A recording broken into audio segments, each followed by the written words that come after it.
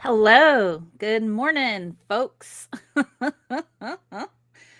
What's going on? Let me say hi to people in the chat. We had a little bit of chatting going on earlier in the YouTube chats. We got Maya and Dinah Cat Loves Me. Argentina's on fire. Oh no. BigZebra.com, Mr. Shadow Kitty, the Krabby Hermit. What's up, Nether? RB, how you doing? And Happy New Year. I did say Mr. Shadow Kitty, I think. Hello, KCA Randy. What's up? Hello, Amit Matthew. How you doing? Oh. So we have to talk about people drinking pee, apparently. Because, anything to just not get vaccinated. Oh my goodness. Anything to not get vaccinated.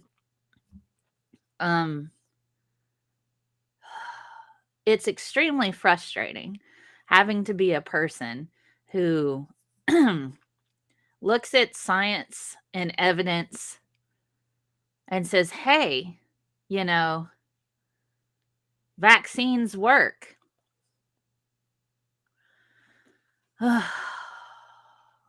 I'm going to try really hard not to puke during this episode because I don't do bodily fluids so great. People are like, well, why didn't you finish nursing school? I did go to nursing school, got all the way into clinicals. Pee is disgusting, guys. There was one lady, she had her catheter bag. It was full in the hospital that I was at. I was so mad at the nurses there because they neglected their patients overnight. And they would allow their catheter bags to fill up. So we had to drain it. So it was like some kind of weird hazing, but you're putting your patients at risk too. So that really, really, really made me mad. So let's see. Oh, you had a hernia, Nathan. I hope you're all right. I hope you recover soon. Yeah, Maya, pee has not been approved as credible prevention for any virus or curing it. And people are drinking this. They put this in their eyeballs. I have a video we're going to kind of watch a little bit of here in a bit. A woman is addicted to drinking her own pee. So many questions. One, okay, you drank your pee. I assume everybody has some kind of story that they're not proud of, I imagine people have stories that they're not entirely proud of, where they messed up and did something gross. And, I did this gross thing this one time, out of sheer morbid curiosity of what it's like to do something gross. I get it. My neighbor, when I was growing up, my neighbor ate dog turds when he was a kid. Just to see what they tasted like. Very intelligent guy, just was curious about dog turds. Yes, no kink shaming. If you're into drinking pee, that's great. That is not my jam. I'm not going to shame you for drinking pee. But if you're drinking pee in order to cure a disease or prevent one, don't do that. Don't drink pee if you think it's going to cure a disease. People like their stuff, and that's all right.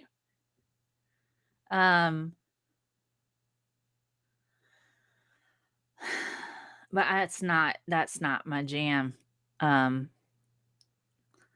Purple Rhymes with Orange and Jessie Sabella. How are you? Gosh. So people drink their own pee, and you're like, if you're doing that for medical reasons, well then,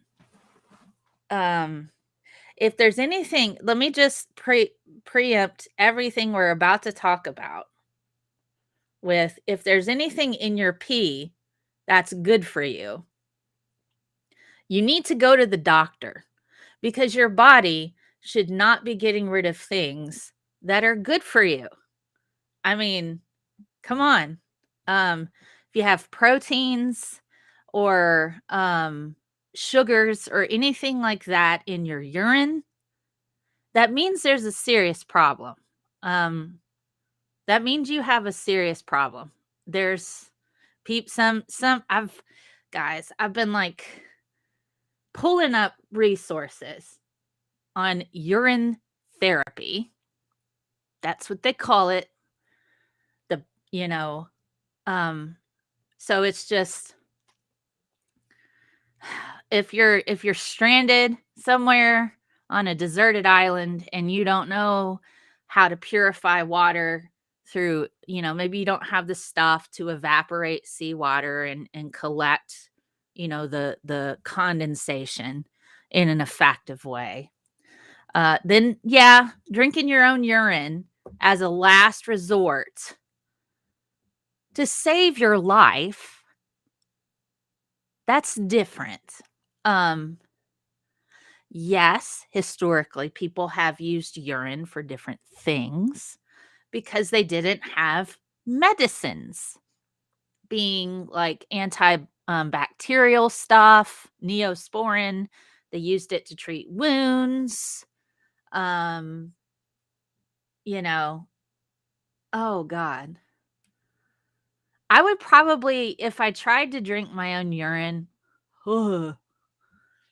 I would probably die of dehydration from all the vomiting I would do right afterwards because I'm not into bodily fluids. I can't do it. This is why I am not a medical doctor. I don't want to do that. And student Dr. Ben's like, well, you could do radiology. I'm like, I still got to deal with bodily fluids, you know. This is also why I'm not a nurse. No, I don't want to do any of that. That's just, I have a massive amount of respect for our healthcare professionals because I find people often to be quite disgusting. I don't like any fluids that come out of orifices. I can deal with blood, I can deal with surgery, but stuff that comes out of orifices, snot, puke, pee, poo, not interested. Um, ugh, I can't. I'm sorry. Walk in a poor patient that's sick, incontinent, or something like that. I can't. It would not. It would not be kind to have a nurse go in and go, "Oh my god," "Oh my god." That's not professional.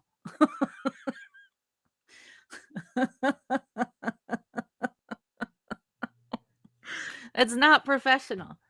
So the fact that people they were like, "I can't get this vaccine. It's so evil and big pharma. I'm just gonna start drinking my own pee."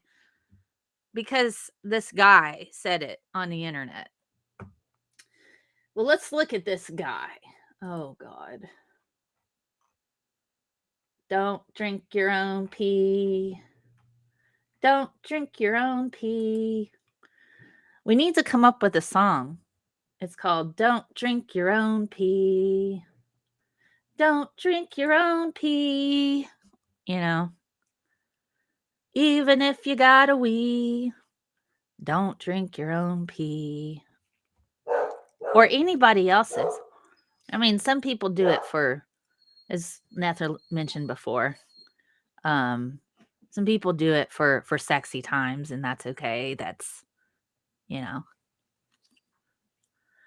Ah, but still. Okay, so the vaccine police founder. Um, we need a rhyming dictionary for urine, pee, whiz, etc. Don't drink your own pee, even though it's free. It's still icky. Don't drink your own pee. There you go. See, that works, didn't it? Okay. Let me share my screen. I'm going to share system audio. I can't believe we're having to talk about not drinking pee. Okay.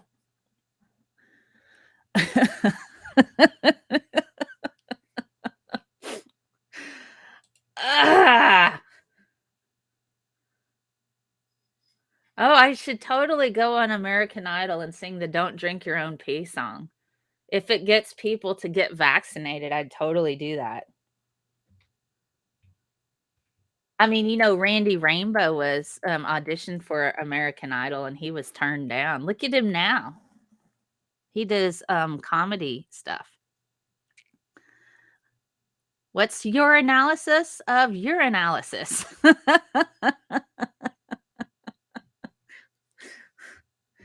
All right. So, vaccine police founder claims drinking urine is COVID-19 cure or antidote.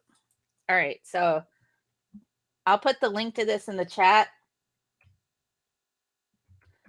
so you guys can read along at home with me if you wish. It's Forbes and it's, you have a certain amount of articles that you can read each month before you hit a paywall. Just let you know. Yes, bring your dog with you on American Idol, ScientistMel. If they ask to say the dog is on drums. That's right. Look at this picture.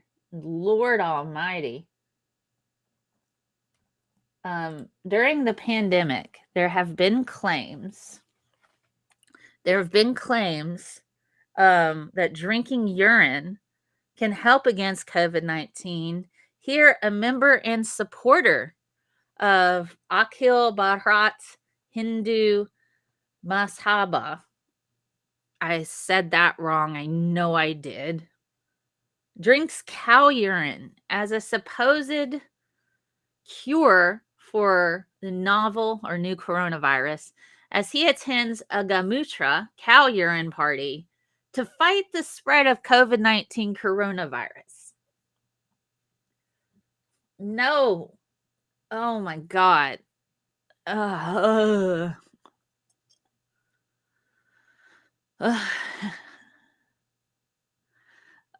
God.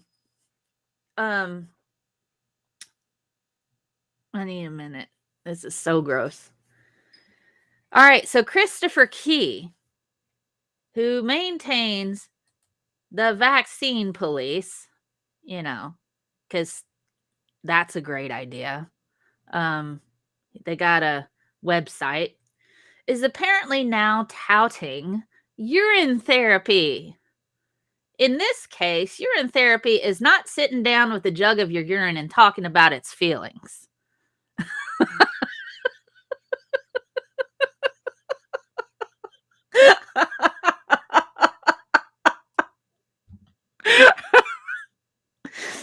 That's awesome. Good job to the author here. What's the author's name? Bruce Lee. Bruce Lee, I applaud you.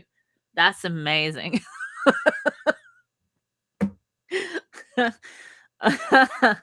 Oh my gosh. Instead, it's drinking your own urine because why not, right? After all, what won't anti-vaxxers and others pushing different so-called alternative therapies try to convince you to do instead of getting COVID-19 vaccines?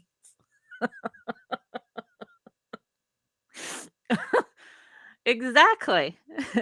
Don't get a vaccine. Don't get a vaccine where the mRNA doesn't stay in your body. It's like it falls apart in 48 to 72 hours. But by all means, drink your pee daily. Go catch it in a cup. Toss it back.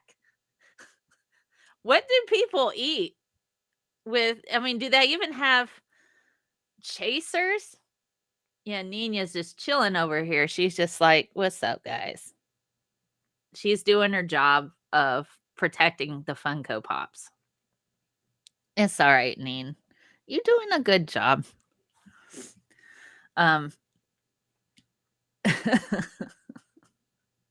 Everything's fine. It's all good. She sits here and stares at me sometimes, and she wants, will you hug me and hold me now? All day. And it's great and all, but it makes it very difficult to get work done while I'm holding a small animal. Do you want down now? Are you tired of being over there? Oh, God. Are you okay? Can you say hi to everyone? You don't have to be over here if you don't want to. It's okay. I'm going to set you down because it looked like you wanted down. Okay. If you want to come back, you can. Oh, gosh. So I wonder what they eat. Do they drink the urine with a meal? Do they chase it with anything? Like, a big old thing of water? Do they mix it with stuff? I have the popsicle. I think Mr. Shadow Kitty mentioned. Mr. Shadow Kitty, I believe, mentioned about a mother who was feeding urine popsicles. Urine lemonade mixed popsicles to their child and somebody else's kid. Don't do that. There's a thing called consent. Alrighty. So here we go. Here's the dude that doesn't want, he's part of the vaccine police. First, it's hydroxychloroquine. Then it's ivermectin. Then it's Viagra. Then it's drinking urine. But not science, guys. We can't have the science. That it's very possible and probable we have the antidote, okay? And the antidote is even for those that have been vaccinated. And the research he's already sent me just blew me away, and they're going to tear me apart, but hey, they tear me apart all the time. And I've been practicing this for 20 years, and everybody's always says I'm cray-cray, and I am, but I'm crazy like a fox, okay? And guys, when I tell you this, please, take it with a grain of salt, but go do the research, okay? Because go this is do the just research. Like, what does that mean? Way. But the antidote, and I'm going to kill my credibility. What credibility do I have anyway? So, right. Yeah. Exactly. I love the fact that he says he has no credibility. I mean, but people buy into this. No credibility. I have no credibility. The antidote that we've seen now, and we have tons and tons of research, is urine therapy. We have tons and tons of research. Oh, God. I did some research looking for the journal articles, and I found some. So we're going to talk about those today. For real, man, I'm trying not to barf. Okay? And I know look at him. a lot of you, this sounds crazy. This sounds crazy. God's given us everything we need, okay? And I'm going to God give you, has again, holified I test and prove all things, okay? This has been around for centuries. Lots of people have been drinking their own pee. Research, documented, peer-reviewed, published papers on urine. Peer-reviewed, published papers in journals. Okay? But they have been doing it for the last 9 months now. And what he has right now is all antidotal because, again... Antidotal? To put together a randomized double-blind placebo. Okay. He said antidotal. Hey, Zal Rock. How you doing? Zal. Sorry.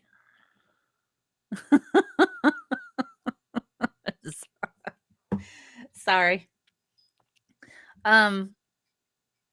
So he said antidotal. He meant to say anecdotal. And then he's like, you know how hard it is to put together a double-blind, peer reviewed research, and he goes through all of the studies. Like the type of study that you would do. Large sample size, double blind. But we have all this research. It's all antidotal instead of anecdotal. But all right, dude. Placebo study with this is kind of tough, but I'm going to give you some stuff. You gotta know. The chlorine dioxide was rough enough, but now drink urine. Oh gosh. Yeah, the bleach stuff. We have the antidote. Oh god. Is urine therapy. The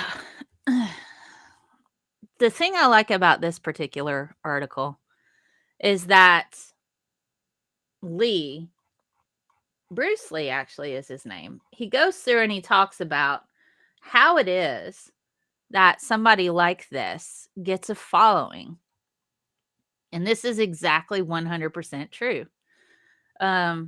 This has been around for centuries. So he's trying to support this assertion, saying that other cultures have done it. Therefore, this means that it should be, it's totally legit. He mentions research and peer-reviewed publications without any specificity. Then he says it's hard to find such peer-reviewed studies in scientific literature. Stuff I found says don't drink your own pee, but we're going to get to that.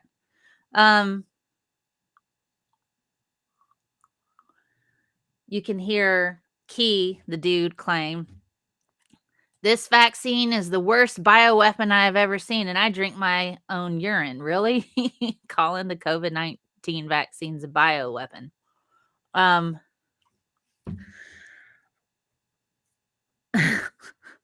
What is the weapon that it does? Oh man. Okay, so here he is, gone to the pharmacy. He's gone to Walmart. He's essentially gone to Walmart in this case. Anti-vaccine terrorist Christopher Key, who travels around with his Missouri crew, threatening people who give vaccines with execution under the Nuremberg codes, invaded a Springfield, Missouri Walmart with his gang on Monday night. Talk? No, they're not going to talk. Nope, they're gonna wussy out back in the back. Oh my goodness. You guys believe it. Wow. What are they afraid of? They're going to close down the phone. What are they afraid of? Do what? What are they afraid of? No. They're afraid of being presented documents. What's going on? Well, what is it? No pharmacy on duty. Are they? Did they stop? Maybe. Pharmacy on duty. I got that. This is what just happened. This is what just happened at Walmart. Oh my gosh. They just shut down. They don't want to deal with terrorists. It is Sunday. Sometimes the regular hours. Supposed to be open till 9. Will be held accountable. Okay? She will be held accountable along with the pharmacist and everybody else in here. Look at this. Look at them all. Look at them all Sorry. hiding, Dad. Look Trying at to this. turn it down. They're all laughing about this. They think this is funny. They think it's funny. Wow. This is what happens when we come together and we show them the truth. This is what happens when you come together and terrify pharmacists. You guys can be executed, okay? And we don't want that to happen to any of you guys. What? At all. We love you guys. We want to keep you safe. And we don't want that to happen here at Walmart. And all You can be we're giving this executed? experimental vaccine. This is an experimental vaccine that They legit said that they could be executed. Yeah, they were yelling big time, Krabby Herman. I apologize for that sound blast in your ear holes. That was way too much aural, wasn't it? Way too much aural. All at once. Oh God. Christopher Key told the hiding pharmacist they could be hung up and executed. What in the world?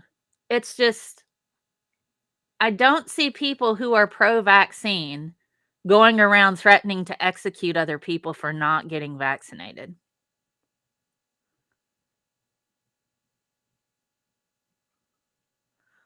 Oh my God.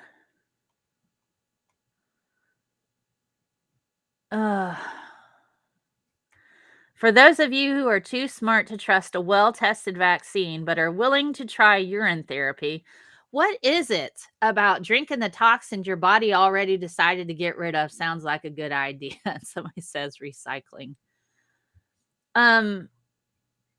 You're an idiot. Yeah, you're an idiot right there. Oh God, the Pea Party movement. This is so gross. Yeah, they're claiming that the vaccine violates the Nuremberg protocols. It doesn't. Oh God. So yes, you too can read this Forbes article. I applaud you, Bruce Lee, for writing a really good article.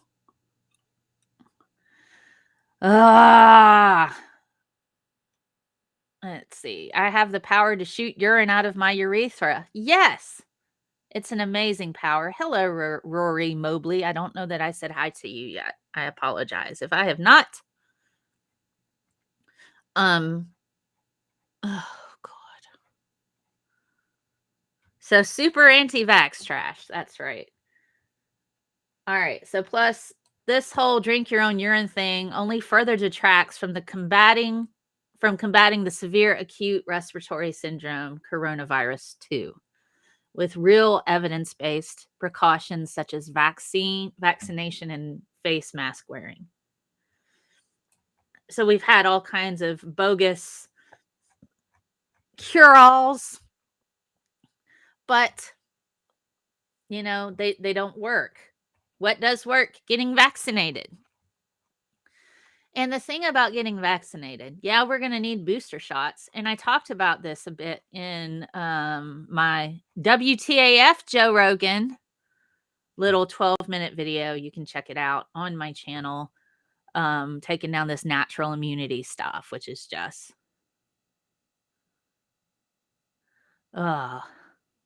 anyway, let's talk a little bit about that parents give daughter popsicles with lemonade and urine mixture. It's like, hey, maybe this is a bad idea. Maybe this is a bad idea. Here we go. There is the link to this article.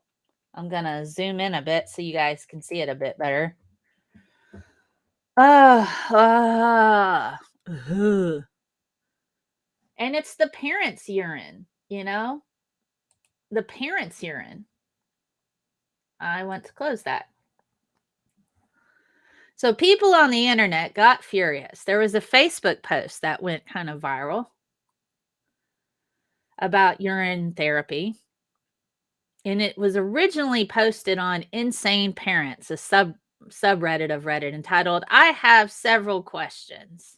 An astonishing Facebook post screenshot has gained almost 10,000 votes and ignited rage throughout a comment section from hundreds of furious parents. One parent posted they had been mixing lemonade and urine to make popsicles for their daughter. That's a gross violation of consent. It really is. It's a gross violation of consent. In this post, this parent is saying that they're already seeing, magical benefit. She added that their daughter didn't notice and she already saw the benefits. Okay. Later in the post, this is what's pretty disturbing. Later in the post, the parent also revealed that they had been given their friend's daughter the same popsicles without consulting the parents, although they added that they are certain these parents will be thankful when these magical cognitive abilities, start to improve. Oh, God. Brings a whole new meaning to lemonade stand, doesn't it? Do not go to this person's house for lemonade. I mean, just the fact that they're mixing pee into popsicles and drinking it or eating it or whatever is pretty bad enough. But the fact that they're doing it to kids, their own kids, and somebody else's, this is a gross, gross violation of consent. I mean, it reminds me, I have some family members that are really just terrible humans. Okay, they're just terrible humans. And my mom is a pescatarian. She's pretty much a vegetarian, but she'll eat fish and shrimp and things like that. She'll eat eggs, but she doesn't eat any land-based animals. And these people, during holidays, would mix in like chicken or beef or anything into my mother's food and think that was a joke. That's psychologically damaging. Then they would tell her after she ate it that that's what they were doing, just because they thought it was funny. Oh my God. So this is on that kind of level of psychological torture. Okay. This is on that kind of level of psychological torture, violation of consent. I can't imagine being this kid and finding out that your parents have been giving you pee popsicles. I can't. That's a violation of trust. That's a violation of consent. It's abusive and it's torture. That's a form of psychological torture. Bye, Rory. So it's pretty gross. It's pretty gross. Oh my gosh. So yeah, this was kind of some of this is sparked by Key, but this has been around for a little bit, particularly in this pandemic. Let's have a look. I think it's here. All right, let's have a look at this. This has been around for a little bit. People have been drinking pee as a cure for COVID-19. Men's Warehouse. There you go.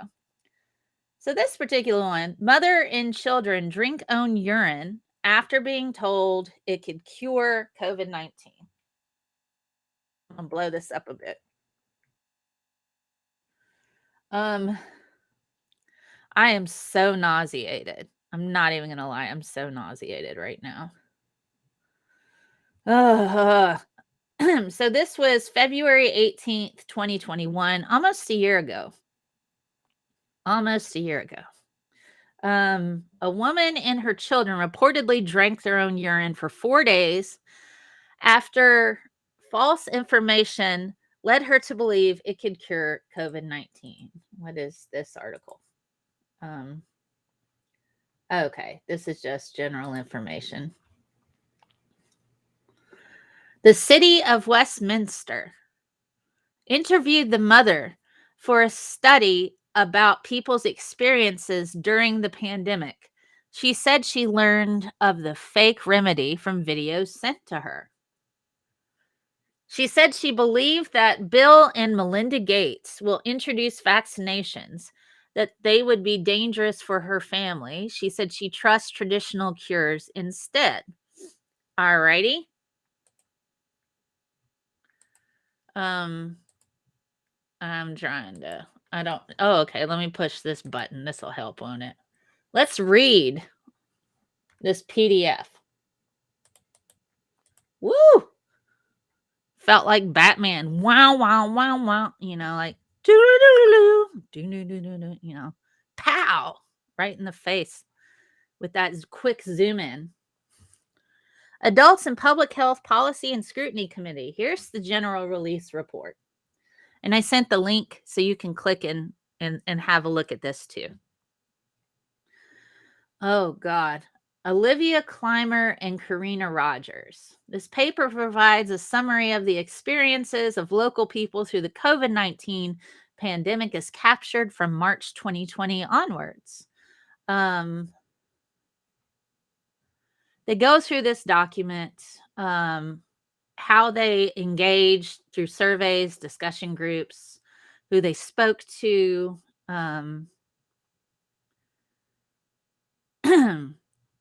what were the key takeaways that we heard.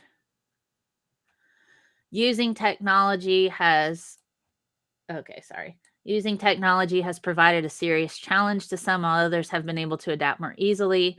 Ultimately, as long as we are living with COVID-19 restrictions, a balance needs to be struck. So some grievances about technology, Zoom, all of that.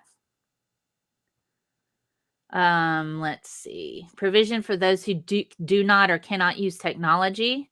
So they mostly got their support through phone. Is the majority, next to internet search. Internet search was second. How did you detect 111 by phone? Contact 111 by phone. Mental health concerns. Their mental health has been affected. Fear of virus has been the main cause of stress, second to isolation. Stigma and alternative information. Social stigma. One participant talked of the social stigma of having family members who have died from COVID-19.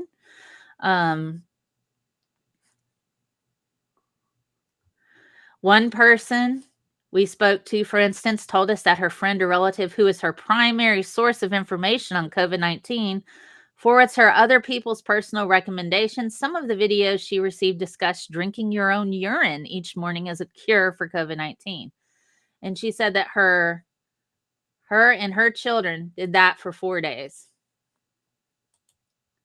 She said she trusts traditional cures instead.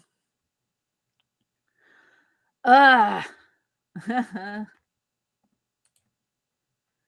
I don't know. I mean, this has been going on for a bit of time. It's nothing new. Let's talk a bit about the historical aspects of urine. Cow urine. We already did that one. Urine therapy. Discover the miracle cure within. There's so many of these. Oh God. There's so many articles where people are pushing this garbage. There's so much of this. So we've talked about that one. Yeah, I've been looking up studies. Okay. So here's basically pretty much a Wikipedia version. God. Oh God. I seriously want to puke right now. I'm just heavily nauseated. And it goes through where they have historical citations associated with people who used urine. It's used primarily in alternative medicine, which if it was medicine, they would just call it medicine. It's just New Times, not New York Times. You're right. See, that's the thing. It looked like it was a legitimate source, huh? That's how they get you. That's how they get you. There are no known scientifically proven health benefits of such therapeutic use for urine. There's none. There is none. None at all. None at all. But it's been going on throughout history. I'm trying to see. There's one. I mean, I've pulled some papers. Here's one here that talks about urine therapy through the centuries. So if you want to kind of have a deep dive, this one's been cited a few times. The origins of nephrology, study of kidneys, nephrons. Nephrons are the cells that are in your kidneys, right? So the origin of urine therapy has to be attributed to the Indian culture. That's where we see it originally. Records perhaps for the first time. All right, so a 5,000-year-old Hindu sacred text records perhaps for the first time the diagnostic and therapeutic approach to the urine. In the Sasruta Samhita and other ancient traditions from Tibet and Hunza in India, as well as the Holcos in Mexico, and from natives of Australia, there are descriptions of 10 different types of urine based on difference from normality. Wikipedia, God, man. You know that feeling in your stomach when you're nauseated and it starts to feel like it's turning sour and getting a little warm? That's my stomach right now. I'm not going to lie to you. This is so gross. Ugh.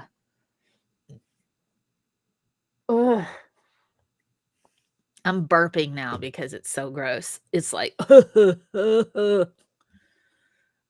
in China and India, urine was poured on the ground and watched for the coming events that would testify to the presence of sugar. So they used it for diagnostic purposes.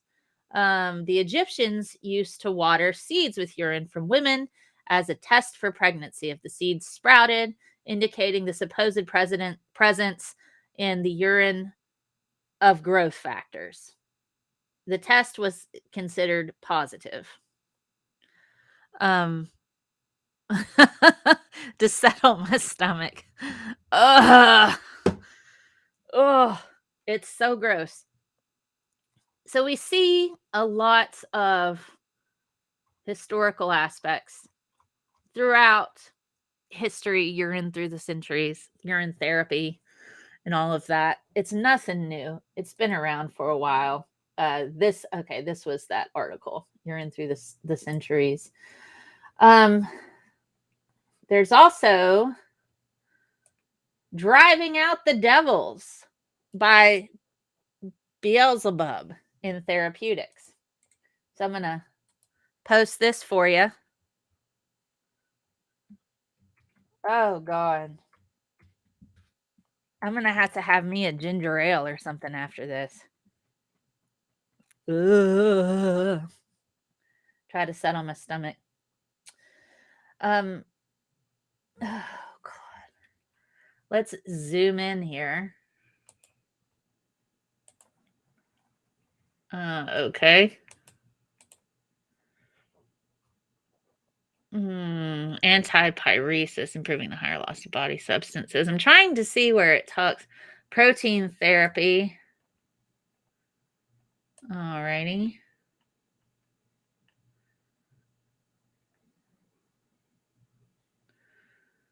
So apparently,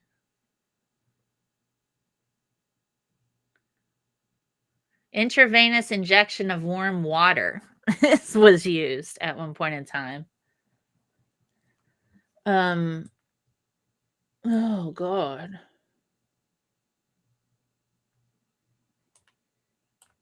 Mercury came back around 1560. So mercury they used. Trying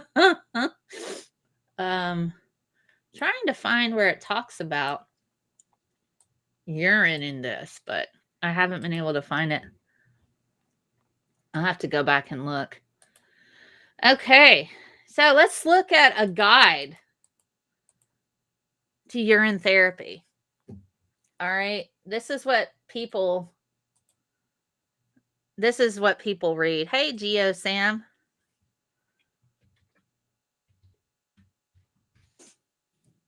So people read this.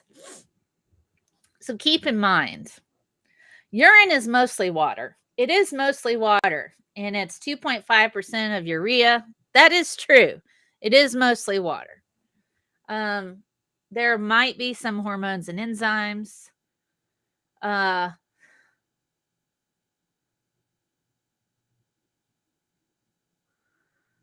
This paper here pushes drink and pee. It's not really a peer-reviewed paper, but it pushes drinking it. Human urine has strengthening and curative characteristics concerning many deficiencies. A mixture of potato and sulfur powder mixed with heated old urine helps against hair loss. No, it doesn't. You rub this mixture on your scalp and it slows down the loss of hair. But does it though? If you're still losing your hair, why are you going to rub urine in it? Ugh. Drink your own water in the morning 9 days together and it cures the scurvy. God. I mean, yeah, actually try water, Maya. That's right. It's a good alternative wherever water is scarce. That is true. So this is like a drink or die situation. It's not a, I'm going to drink my own urine because it's going to make me smart.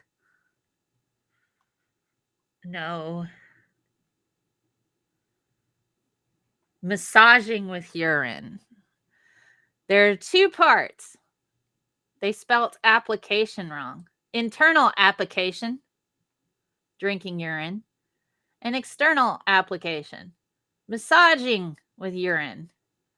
Nothing says I love you like a good urine massage after you mix it with stuff on somebody's head. I bet where I live, because I live in a heavy red state, people probably drink their own pee out here. I bet if I opened a salon where it was urine therapy and I say, hey, I'm going to rub urine on your scalps. Give me your money. I don't think I could do it. The whole concept, the thought of that makes me want to puke. Oh my God.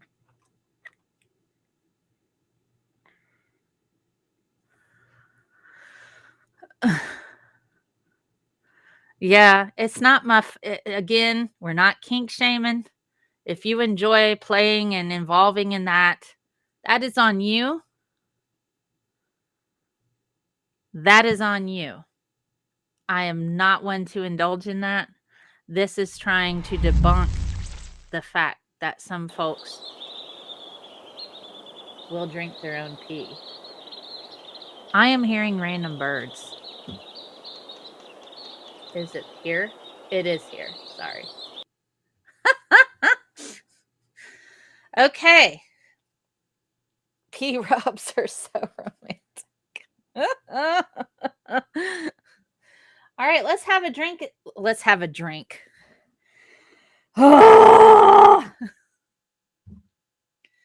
Yes. Let's have a look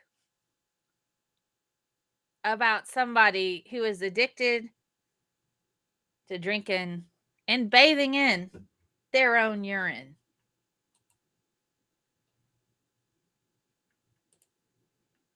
My name is Carrie. I'm 53 years old. I'm from Colorado Springs, Colorado, and I'm addicted to drinking my urine. I drink it like I'm in a beer drinking contest. It's easier to drink than water. For the past 4 years, Carrie has been drinking nearly all of her urine. It started as just 1 glass in the morning. Now she consumes up to 5 glasses every day. I like warm pee. Oh.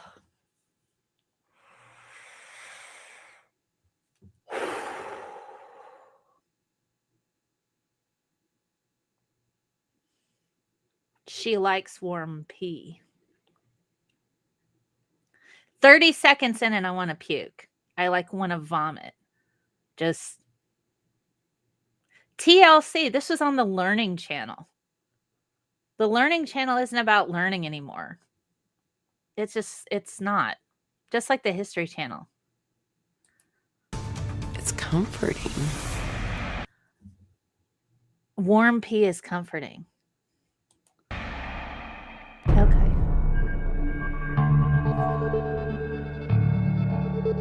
The first time I drank my urine, I didn't throw up, and it wasn't horrible.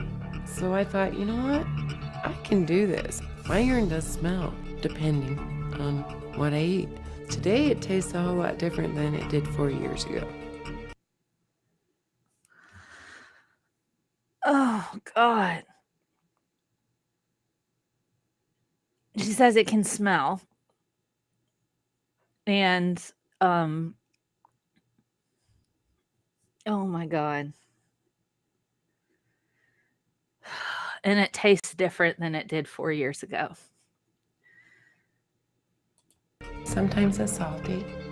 Sometimes tastes like plum champagne. Plum champagne?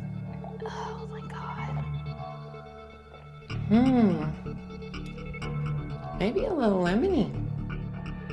You can taste different things going through your body. There's certain things I don't like to eat anymore. I like for real, I'm not watching this. Because they don't taste good recycled. They don't taste good recycled, you think? Oh, hey, scapegoat Iscariot. I know, it's like really gross. Love, love, love asparagus. I won't eat it anymore. Makes the urine taste, really bad. Urine is your body's waste. It's what your body has decided to filter through and get rid of. So it doesn't seem healthy to me to put that back into your body. But Carrie doesn't drink urine just because she loves the taste. Her addiction began 2 years after being diagnosed with cancer. Oh, God. Okay.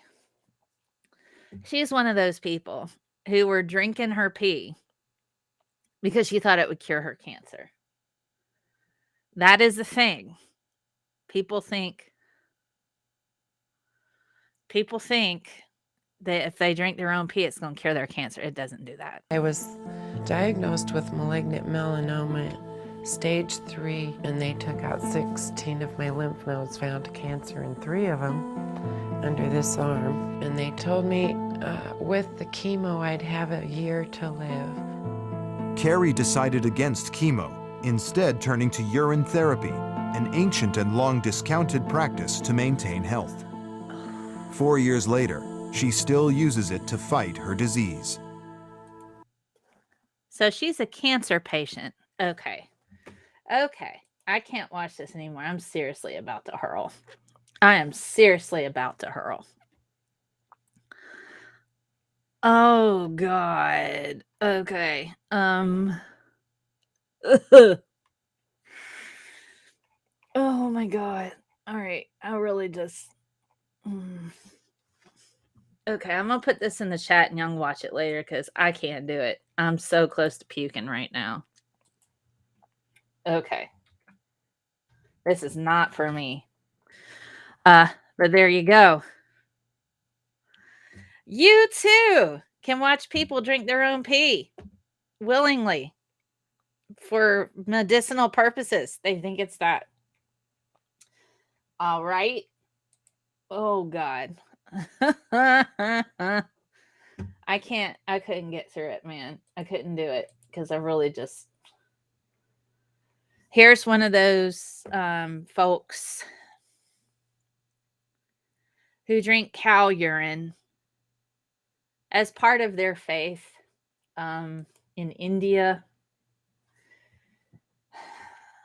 I mean, a lot of this comes from religious beliefs. There's some that say even in the Bible, it talks about drinking your own urine. That might be where that terrorist came from, the vaccine terrorist. This guy thinks cow urine can cure lung infection caused by COVID.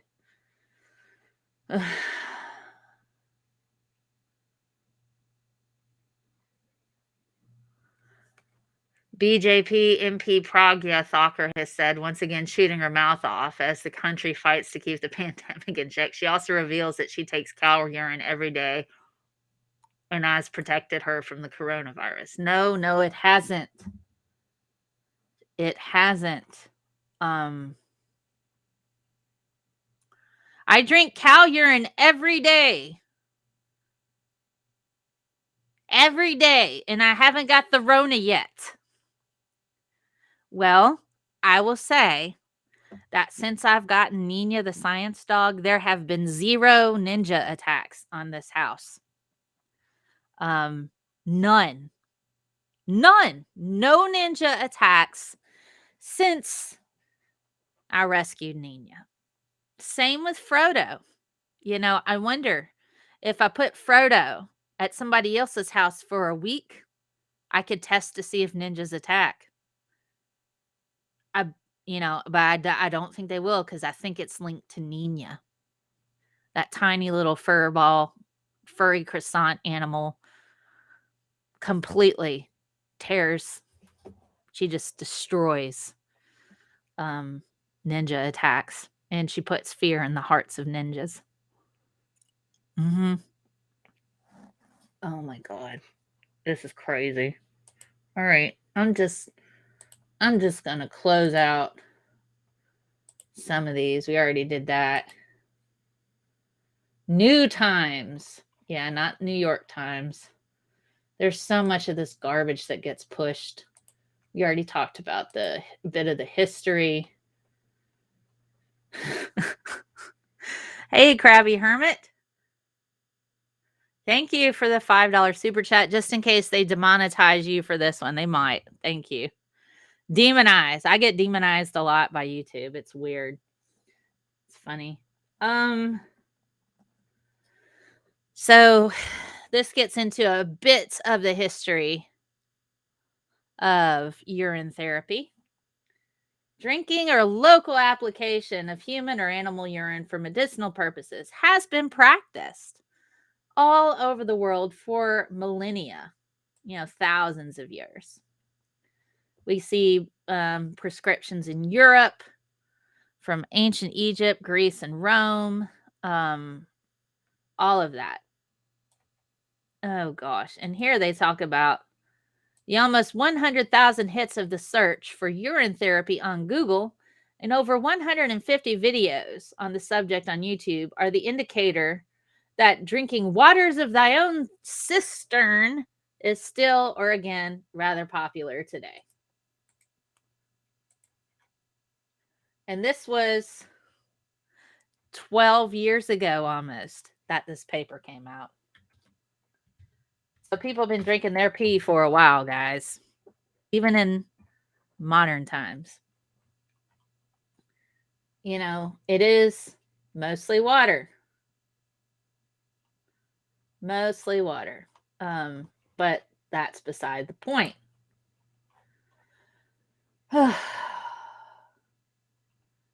This came out around the same time. Another study, right?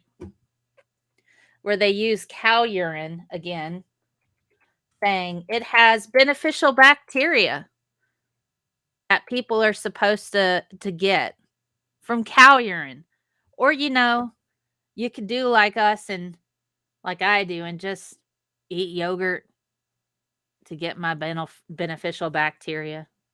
I mean, I find that eating yogurt is probably more a conducive thing for health than drinking pee. This study reported presence of multiple antibiotic-resistant indicator bacteria in human urine into mal used as a remedy, like febrile convulsion.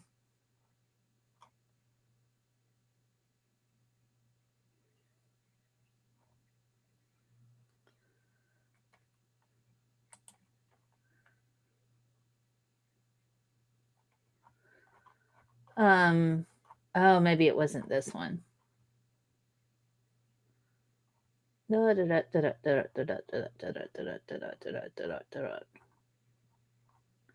I'm scrolling down. So they found antibiotic resistant. Okay, so febrile seizures, which carry a good prognosis around the world, are associated with relatively high mortality and morbidity in Africa and other countries of the world. All right.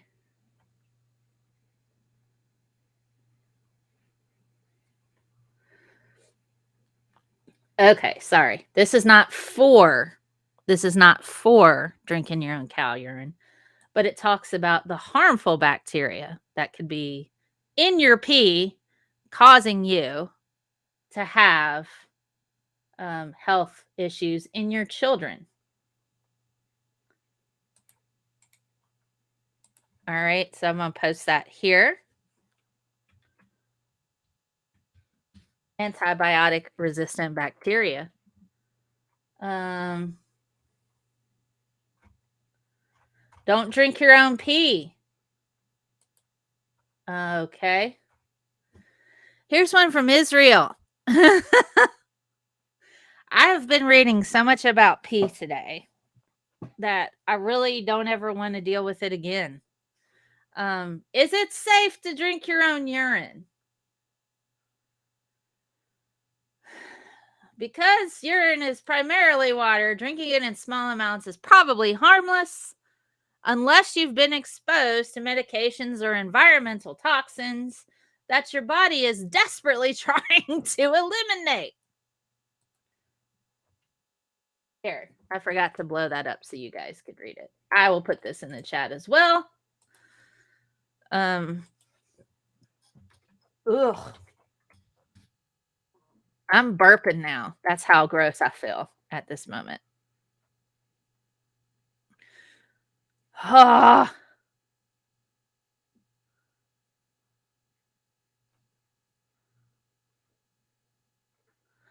Let's see. Off topic. Hello, Tesla Ranger. Today is Kent Hoven's birthday. You know, I could probably call him. I could call him and wish him a happy birthday while I'm on stream. Oh my goodness. Oh gosh. When faced with life-threatening dehydration, drinking urine may make some sense since the temporary benefits are likely to outweigh the risks. However, this last-ditch effort will be short-lived since the kidneys stop making urine as the dehydration worsens. Ugh.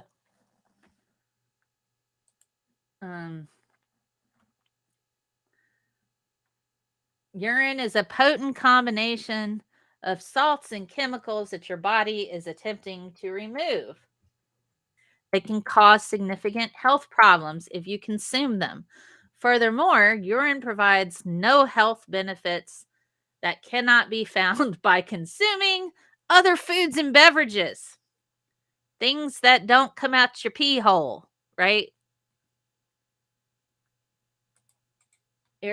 I'm just going to post this. This is WebMD. I do have Tums. I need to do that. Oh my God. Oh God. Please, can everyone stop drinking their own pee? It's really not good for you. Stop it. Yoga teacher drinks own pee every morning and claims it's cured fibromyalgia, cleared her skin. Why? Oh my God. Y'all stop drinking pee. Stop drinking pee. All right. Here's another paper about the historical aspects of urine therapy for those of you who are curious. If you want to know why in the heck, I mean, here's just another one. And it's posted in the chat. In Spain, from the early 20th century to the present, a historical literature overview and present-day case study. Oh, God. So they go through the literature. I can't read any more of this. If you have the stomach, I don't. There's some in Spain. Pea drinking is worldwide. We already talked about that one. That one, the Beelzebub one, we already did that one. All right. Let's talk about the nonsense that is Joe Rogan again, because oh my God. Okay. I can close that one out too.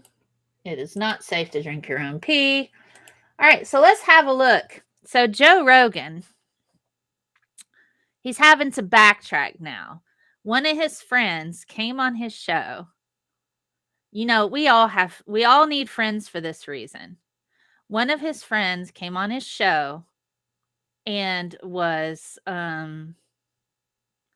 basically kind of reined him in a bit. Where was he earlier? That's all I got to say. Where was he earlier? Because we all need friends that pull us aside and go, your clothes are on backwards. You kind of smell like cheese. Really need to take a shower. Like, you know, you're embarrassing yourself on social media.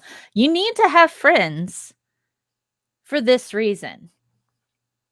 Now, I can't be friends with certain people because I just can't. And some people can't be friends with me for whatever reason. We all have different dynamics that work and don't work. That's okay. But we all need friends to pull us in, pull us aside and go, oh my God, honey, no. We love you, but this is all messed up. Okay. Okay, Scapegoat says, what I would be interested in at this point is what is the list of toxins that are regularly found in urine arranged by grade of amount and toxicity? That's going to vary from each person. It depends on what you drank, if you were exposed to any environmental toxins, if you work around certain chemicals, if you have diabetes, you're going to have stuff in your urine. If you have a bladder, if you have any kind of infection, you might see bacteria in there. So it is going to vary from person to person, the type of diet you have. But the main components are going to be urea, certain salts, what meds you take, certain salts and things like that. Urea is not good for you. Salts, those particular salts are not so great for you either because they can increase dehydration.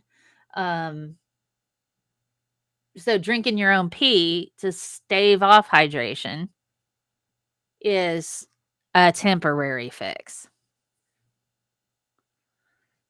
And hello, David Melbourne. I don't think I said hi to you earlier, so I'm going to say hi now. So it just really depends. So parents who give their kids urine, their own urine, those kids are getting whatever that parent had experienced that day, and if they take any medications. So you're looking at really seriously, potentially dangerous situations, depending on if that parent takes any kind of medication, because some medications are not suitable for children. And if they're giving it to other people's kids, that's even worse. So it's going to vary from person to person. But ultimately, when it comes right down to it, if there's anything beneficial in your pee coming from your body, then you have a serious problem. If there's any kind of beneficial thing coming from your pee, that's in your pee, you have a serious problem. So if you have sugar in your pee, that's a diabetes issue. Certain hormones in your pee, that can be linked to other issues. Pregnancy, is one thing. If you have certain proteins in your pee, it could be an infection. You could have certain types of bacteria. All of these different things can exist in your pee. And that's why they run so many tests on it when you go to the doctor, so they can test for specific things and see if you have any sugars or proteins or bacteria or hormones, enzymes, anything like that that's in your pee that's not supposed to be there, the good stuff. So if there's good stuff in your pee, you have a serious freaking problem. You really do. Get your good stuff from your food. Hey, brain bug. All right. So thank you for that question, Scapegoat. I'm trying to not puke. Really trying hard to not puke over the discussion of drinking one's own pee or giving it to other people. It's not my thing. I think Nina has come back. Neen, where did you go? There you are. Nina has come back. She has decided to come back to us.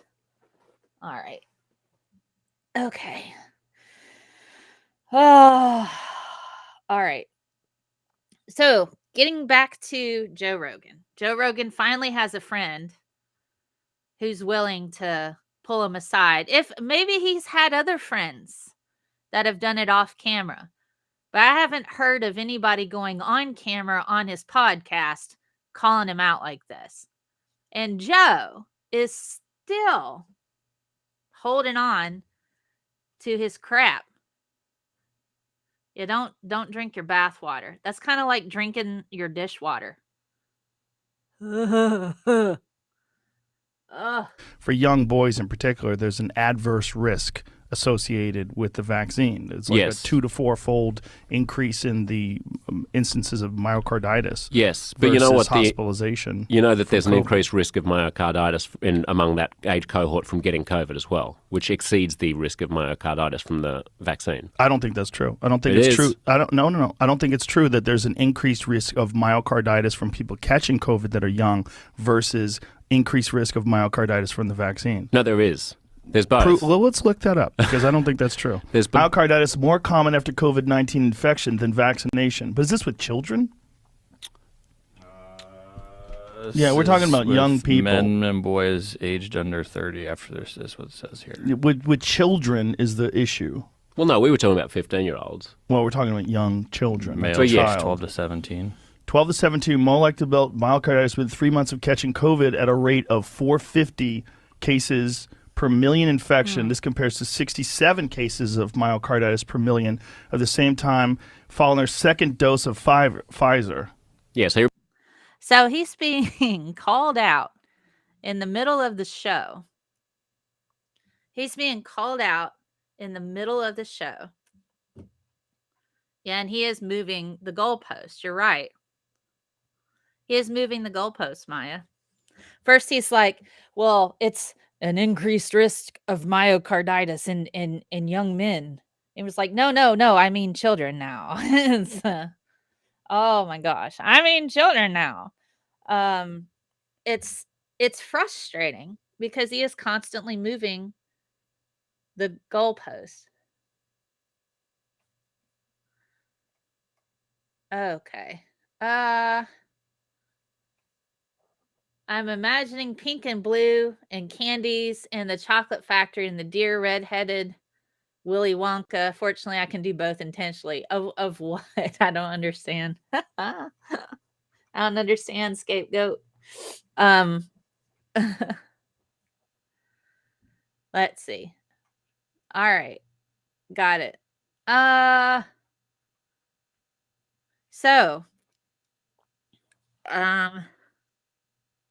So he is moving the goalposts. First it's young people, young men, and then his friend is like, no, you're wrong there. You get an increased risk of myocarditis by getting COVID. And he's like, no, I don't believe that. I did, brain bug. We talked about that earlier. The woman who was given urine lemonade popsicles to her kid and her kid's friend.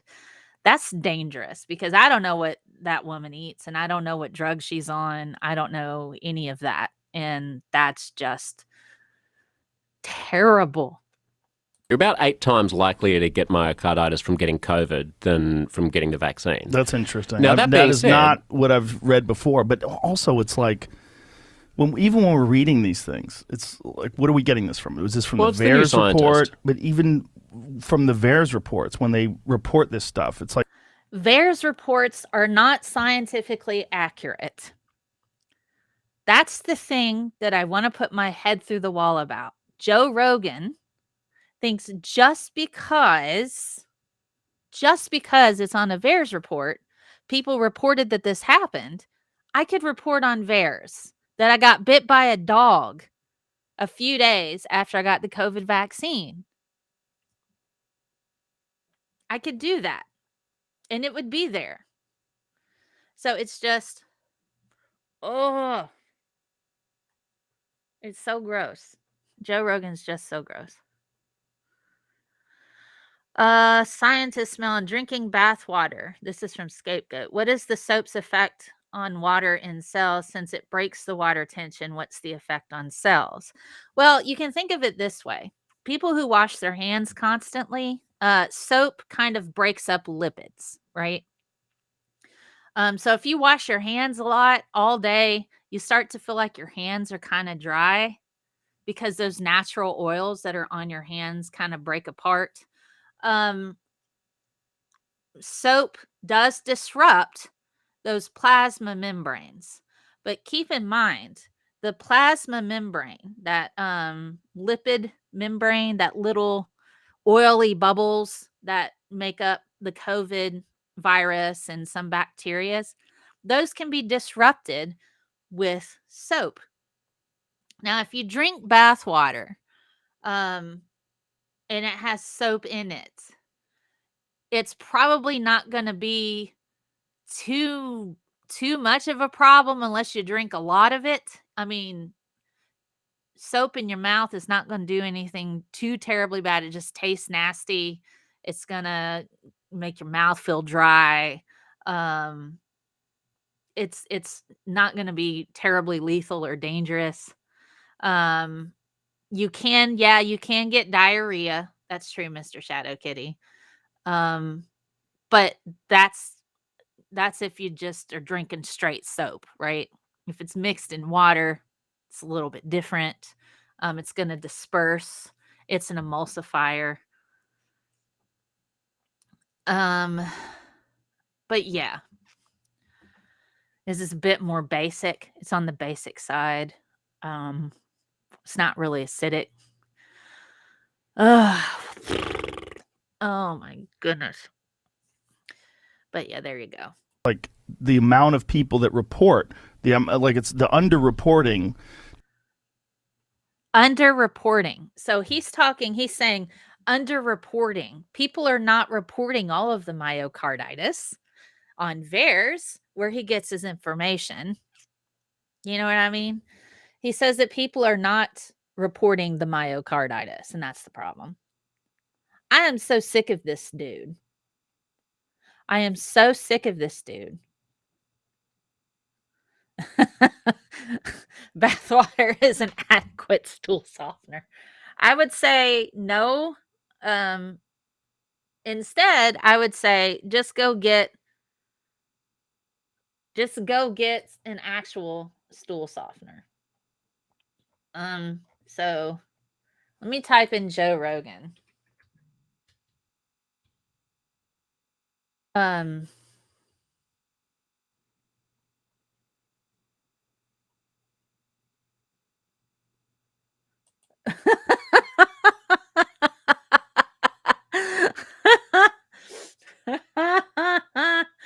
Joe Rogan, hamburgers are good, but I'm trying to eat less pork.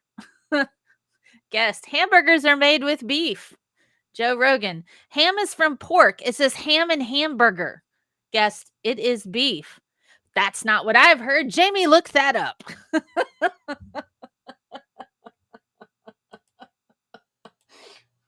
This is perfect. There could not be a more perfect tweet.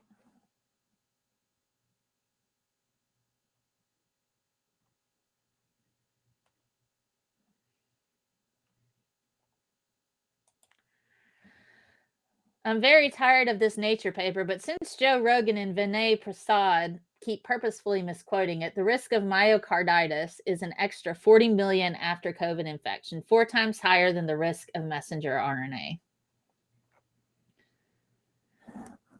He doesn't know. He doesn't understand how to read these freaking papers.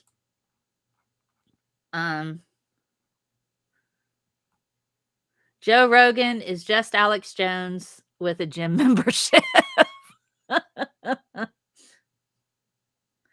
270 health experts demand that Spotify stop Joe Rogan's dangerous COVID lies. I agree. If I can sign a petition, I would really love to have him removed because he's dangerously stupid and lethal on purpose. Let's see. Where was his little tweet that he had? If anyone was going to make me look dumb on this podcast, I'm glad it's Josh Zepps because I love him. However, this is why I was confused. He keeps misquoting this paper. That video is cringy, but it's what happens when you stumble in a long-form podcast when you didn't know a subject was going to come up and you wing it. Okay. Joe Rogan has purposefully gone out of his way to push incorrect information that has cost the lives of countless people, whether it's hydroxychloroquine or ivermectin. I would not be surprised if he starts recommending people drink their own pee at this point. I don't know. I don't understand why anymore. I just, there's no morality in this. There's no ethical consideration that, first of all, if you have to wing it and you have no idea and you have no idea what you're talking about, winging it is dangerous and you're going to look stupid every single time, particularly if you're opposite somebody who is correcting you. That is like somebody saying, RB says, if the USA wouldn't do so many tests for COVID, we wouldn't have so many cases of COVID. There are tons of good creams for your hands, says Nether. Lab techs have been using them for ages, and we have to clean our hands many times per day. That's true.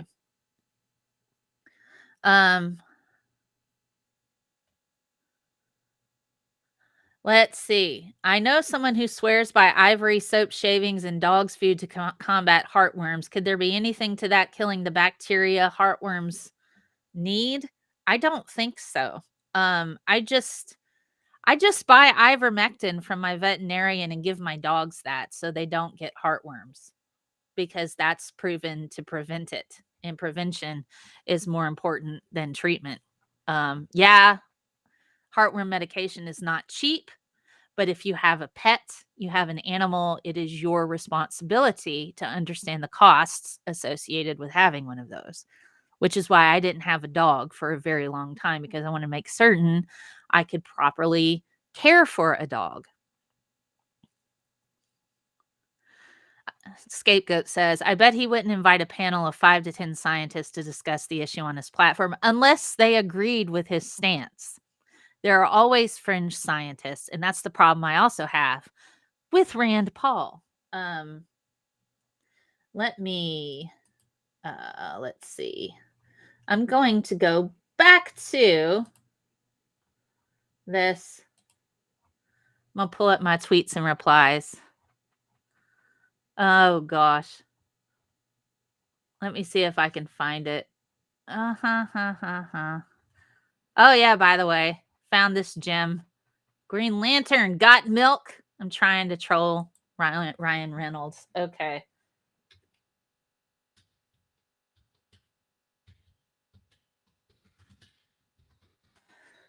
Let's see. Oh, God. This is awesome. I don't know if you guys heard this, but Dr. Fauci has had it. He has absolutely had it with people coming after him, and Rand Paul constantly comes after him. This is great. Incorrect. So here he is. He is so sick of having to deal with senators and GOP, basically trying to destroy his character. And he's Rand Paul's an optometrist at best, and even made an organization so he could license himself, because he didn't want to have to do all of the education that was required to be a doctor. And he says, well, I'm a medical doctor. He didn't even get a bachelor's in biology. He skipped that altogether and just went straight to med school. How nice for him. You are totally incorrect. Well, we look forward to reviewing it. Senator Marshall, Dr. Fauci has answered you. It is public information, and he's happy to give it to you if you would ask. What a moron.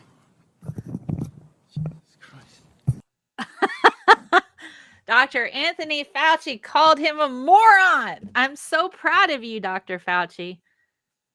He's probably getting flack for this, but my God, that man has been put through so much. He has been put through so much. I don't know if Joe Rogan has mentioned urine therapy. Let's look that up.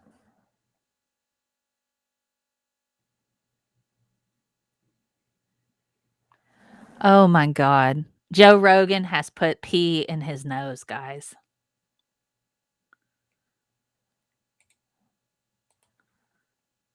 According to this. I just had nasal surgery.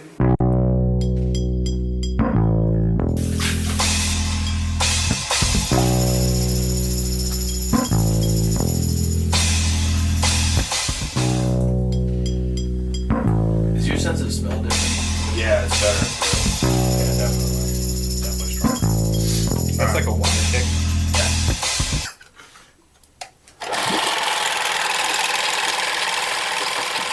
3 weeks after my operation, I have to do this twice a day, where I take a water pick with a special nostril attachment, and I gotta stick this bitch up my nose with a hydrogen peroxide solution. It's 1/3 hydrogen peroxide, 2/3 water, and then I blow out mad snots.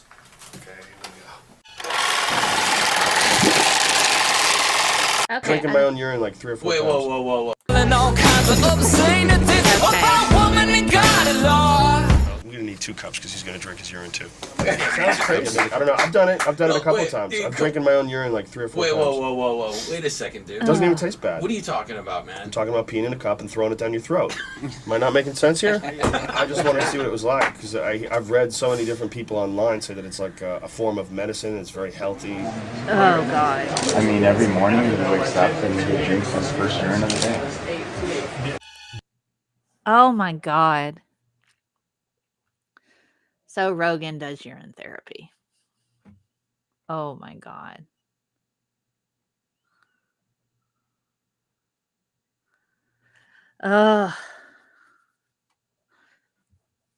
Yep, Rand Paul is a jerk, RB.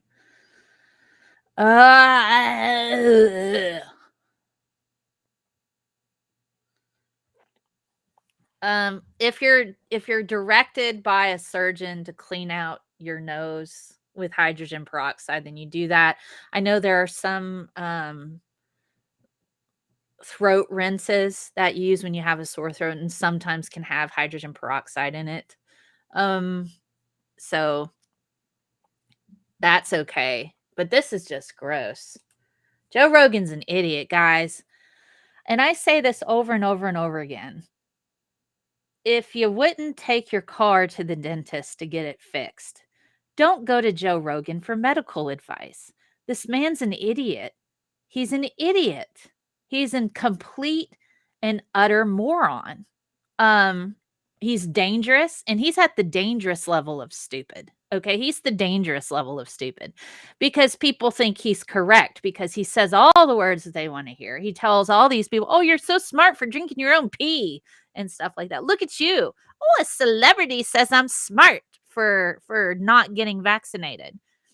It's just it feeds in to these ideas that people have, and I honestly think it's linked to low self-esteem, and they think that somebody who's an expert is somehow better than they are. Honestly, nobody is better than anybody else unless you're a terrible human being. If you're a terrible human being, then there are other people who are better than you, yes. Ugh.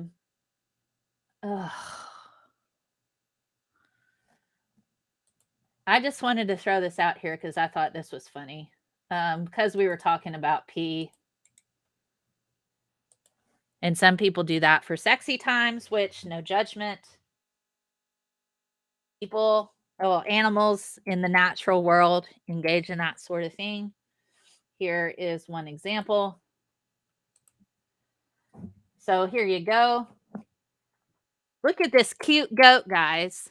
Goats pee on their faces to attract mates. They do this. Isn't that fun? The thick beard on a goat is more than simple good looks. It's the perfect spot to hide the scent of its own urine that it uses to attract a mate. So anytime you see Joe Rogan with all of that, say, do you put your face in your own pee to attract the ladies? So they do this. It happens when a male goat or buck is in what breeders call rut, that window of time when a buck's hormones signal he's ready to mate with a female goat or doe.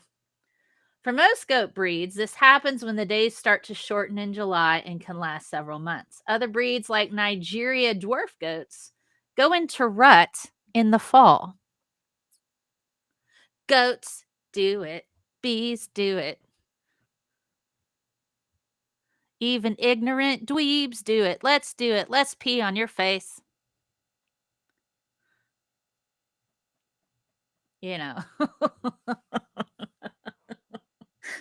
Again, no shame there. It's not my jam. I'm not into any of that. That does not associate in my brain as sexy times. Some people it does, and I'm happy for you that you found things that make you happy and give you joy. Don't drink your own pee for medical reasons. And usually I find that people that are into the sexy times things like that understand that it's not medicinal, right? They understand that they still got to get vaccinated for COVID. They still got to, there's consent there. They tend to be on the ethical side of things.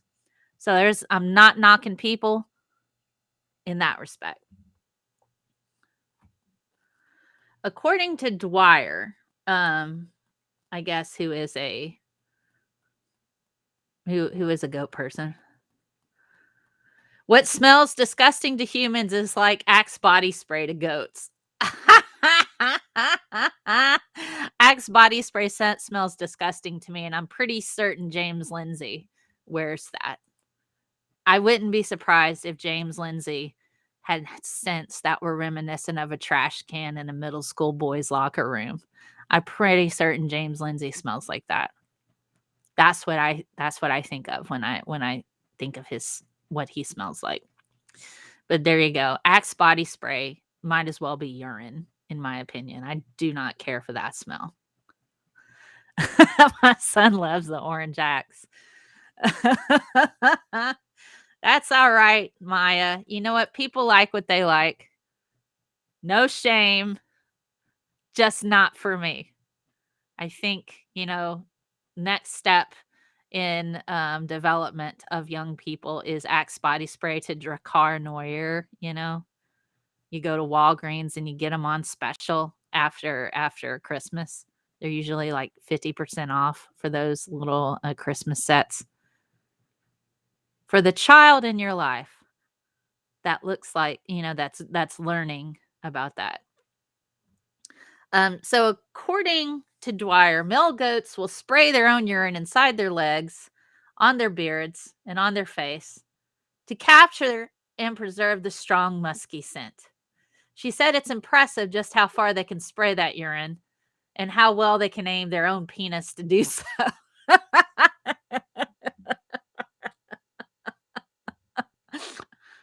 Oh my gosh. It's impressive, you know? I can spray and hit my face if I'm a male goat.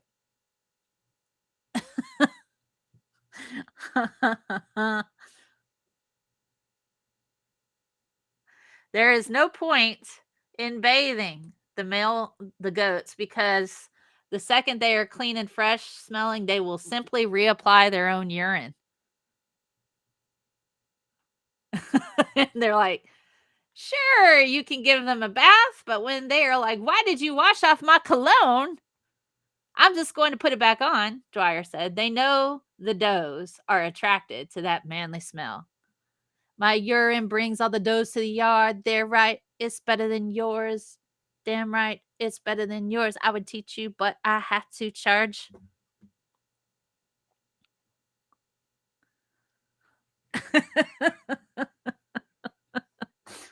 Goats. We need to turn that into a video. Educate people on goats and their love of their own urine. You know. My urine brings all the does to the yard. They're right. It's better than yours. Damn right. It's better than yours. I could teach you, but I have to charge. La la la la la la la la. I don't know if I sent you guys this. We had to have some fun with this because this has been like a barf-inducing episode. You know what I mean? Here you go. I'll put this Joe Rogan video in here if you want to watch it later, where he talks about him drinking his own pee. Let's never let him live that down.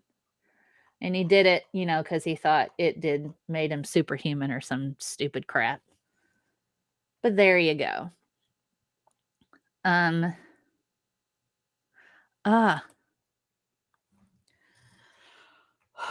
So we're coming up on 2 hours. And this is coffee from my book. Well, no, this is the handbook for the recently deceased. Some of you might know what reference that is to. I am recently deceased. Oh my God. Urine therapy. God, guys.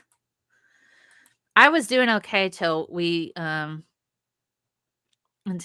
went back to that. It's almost 2 hours. We've covered a lot of information. We certainly have. I ate a little something before we did this show. It wasn't even anything heavy. It's like I made some muffin bread yesterday. It's strawberry banana muffin bread, and I added like real banana, and I also added some blueberries because they're going to go bad soon. And it's so good. It's so good.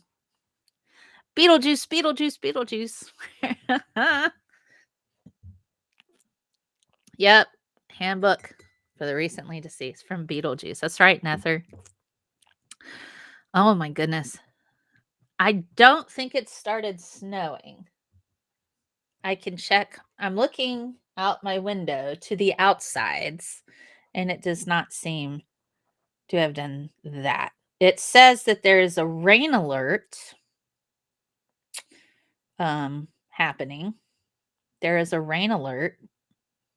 It's raining now.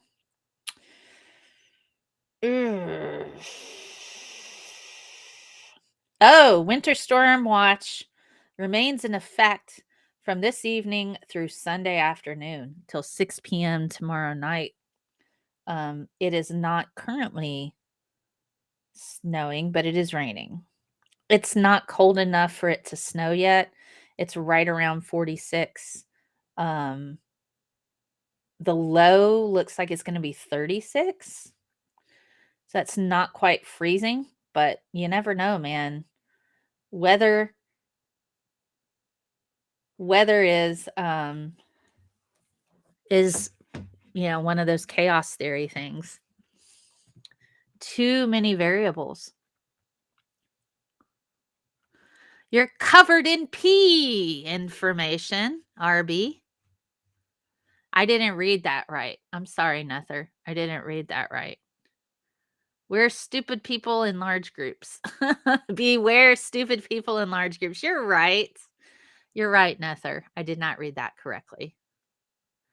There's a tsunami alert for the West Coast, says Maya. Brainbug has snowiness going on there.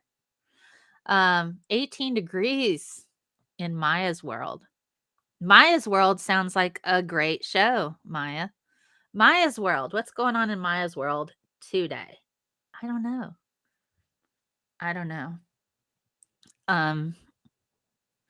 Nina is currently dozing over on the pillow. She's like, "Did you say my name?" She starts to move around a bit.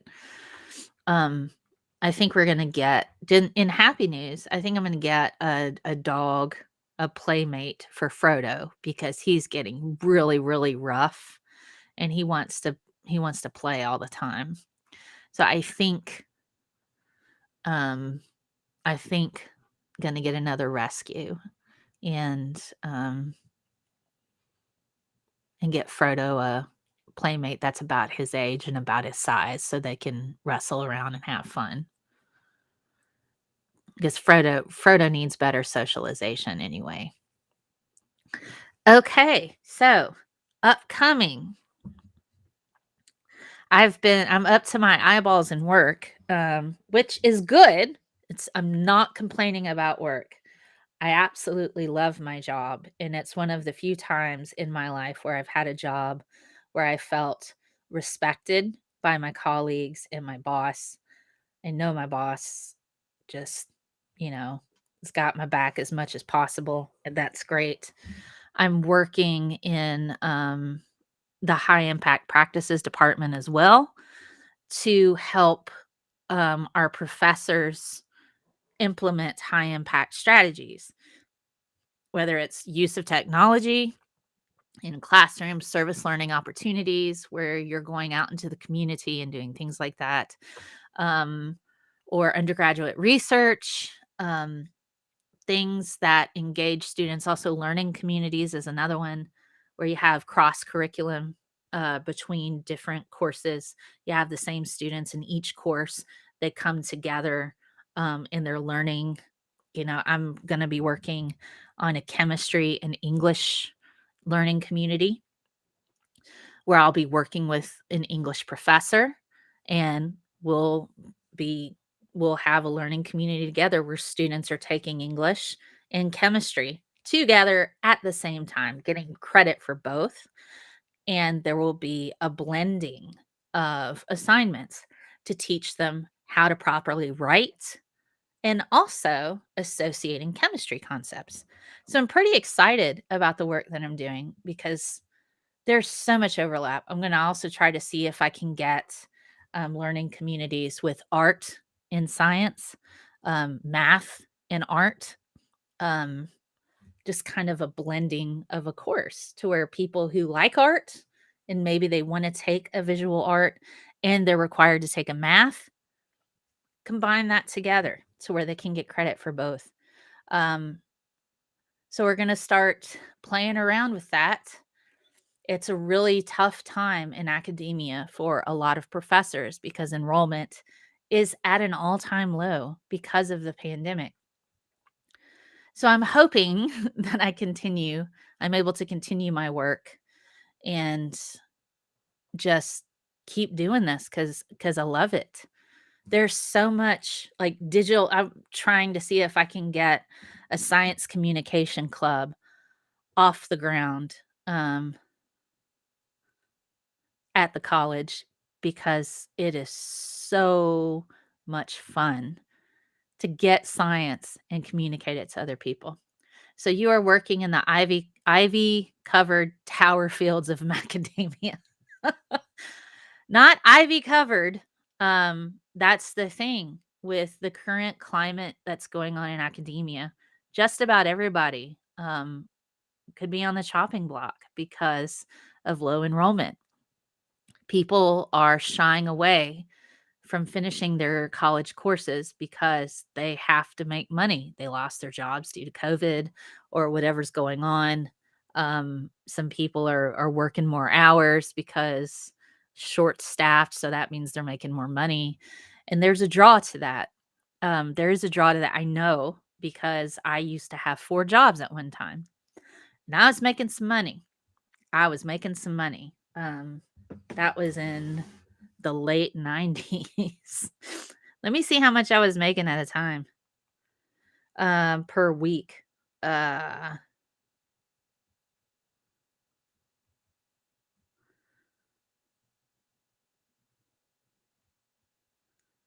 I was making around $650 a week when that was DJing, tutoring at a Christian homeschool, working in formal wear, and at the Warner Brothers studio store.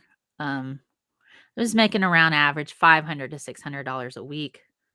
And so that's around, around $2,000 a month. Well, probably around $2,500 a month after taxes and all that, because I was poor. It was just me, and my rent was around $450. I happened to know the landlord, and I lived in a high crime area. 2 doors down was a crack house. But I could afford the rent. There were times I didn't pay my electric bill. I didn't pay on my student loan. I tried to go back to school, but I couldn't do it for a little while. So I get it. When you're trying to survive, education is not your top priority. So trying to get people to understand your education will get you more money. And where I live, the first 2 years of college are free. So you can get an associate's degree and make a little bit more money within that first 2 years.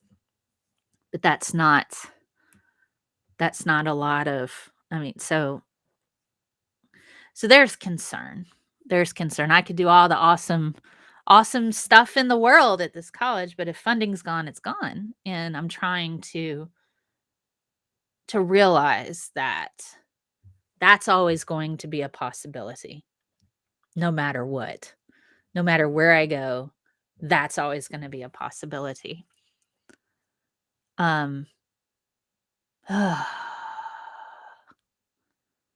But I know my colleagues respect me. I do a lot of good work.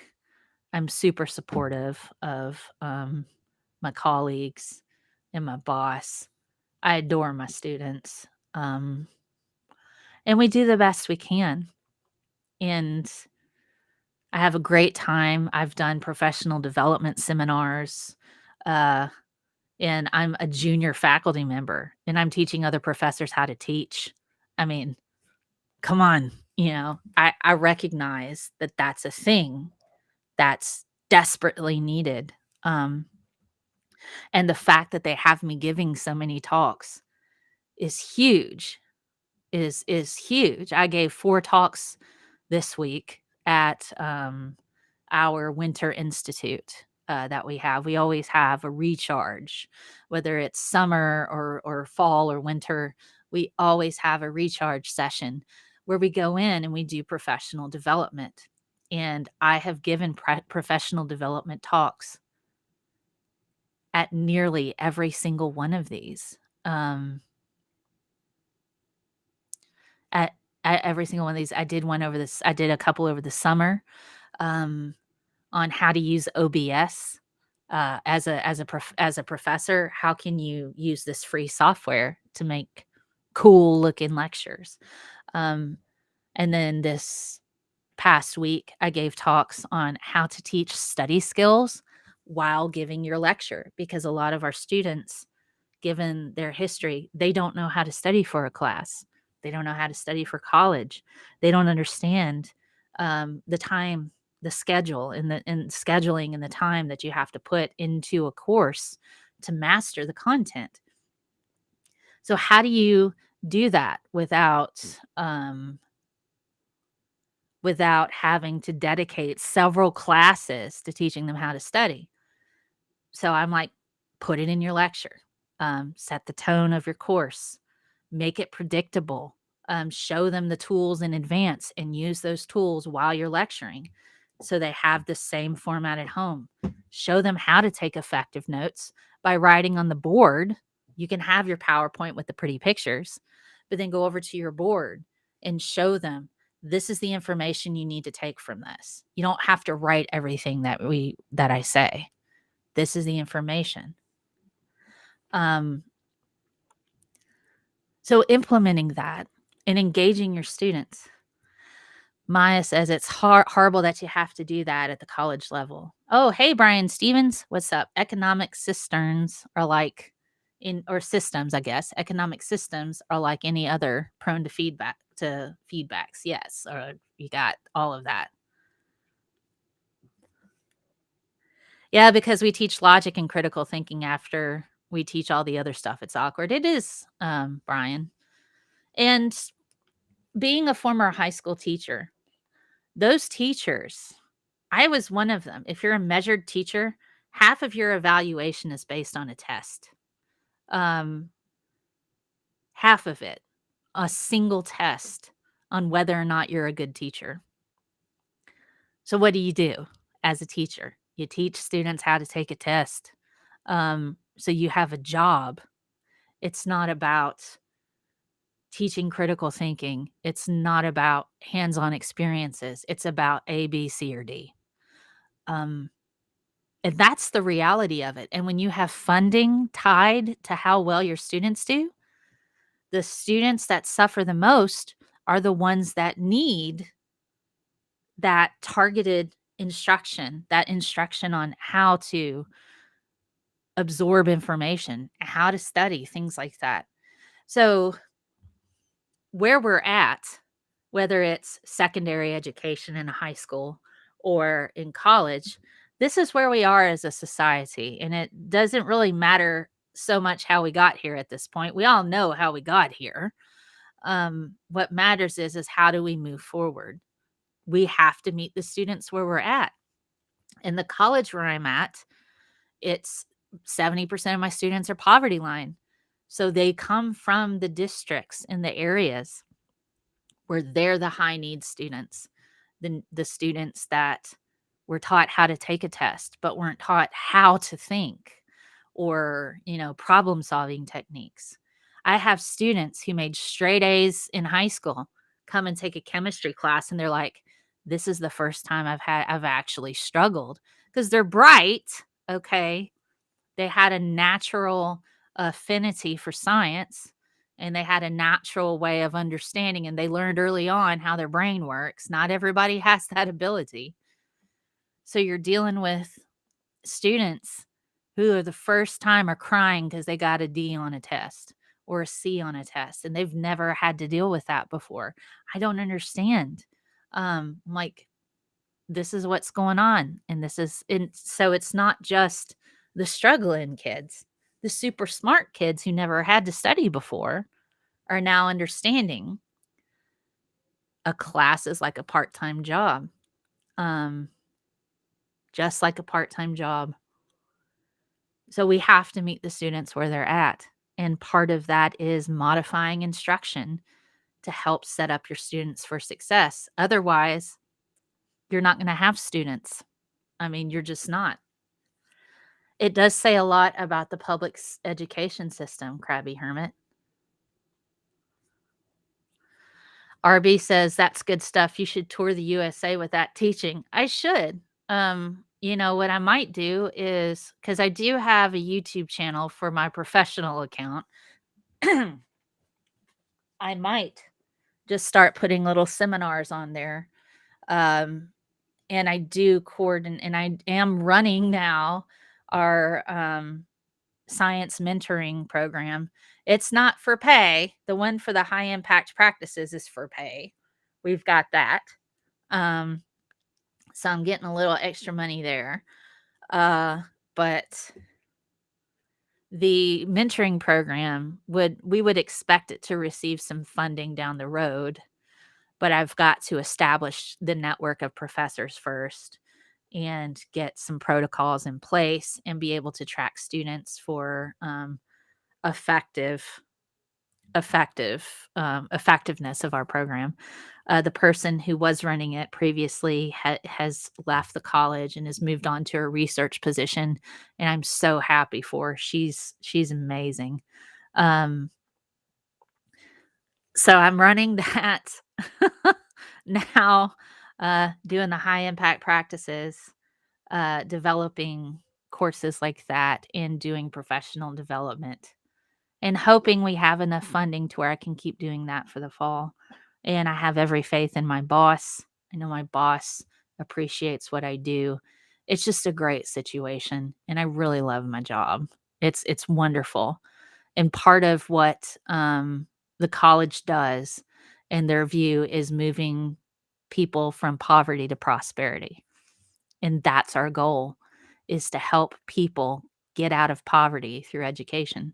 So I love it. I'm like all in. I'm like, let's do this, because I was that person at one time. So yeah, that's what I've been up to. And hopefully I'll be able to do all of that. You're right, Maya. There are a lot of people saying this. We know what the problems are. We're just not willing to put the money into moving into the future. Walter Lewins, Brian Stevens.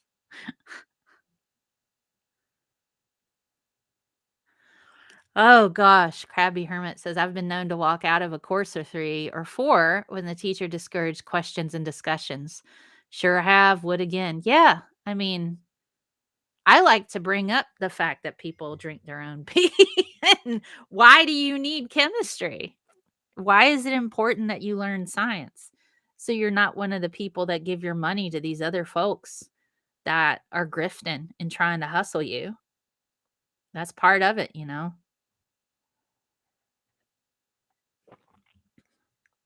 Yeah. They'd rather legislate against CRT than implement critical thinking skills. Whatever criticisms people have on CRT, the fact of the matter is, we do not tell history accurately in high schools. We put our founding fathers on a pedestal and make them look like they're infallible humans. They had a lot of issues, and some of them were really screwed up. Well, all of them are screwed up in their own way. We need to lay it all out on the table, the good, the bad, and the ugly. You know, we got to lay it all out and tell the honest truth and say, this what happened. This is exactly what happened. And it's terrible that it happened this way. And have those discussions and say, we still see the remnants of some of this in society. And what we need to do is have those discussions.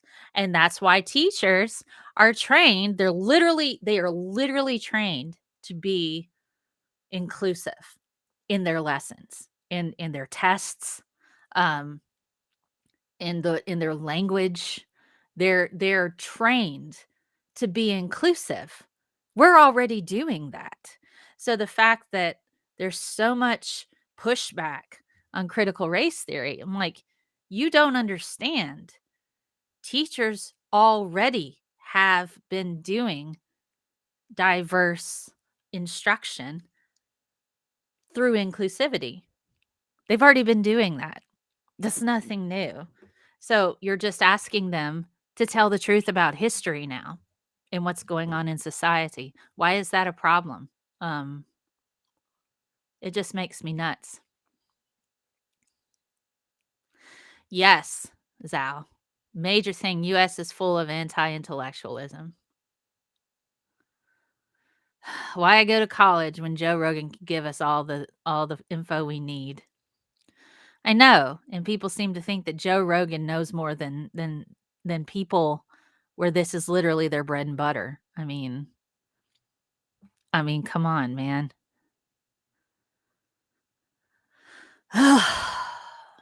It just is frustrating.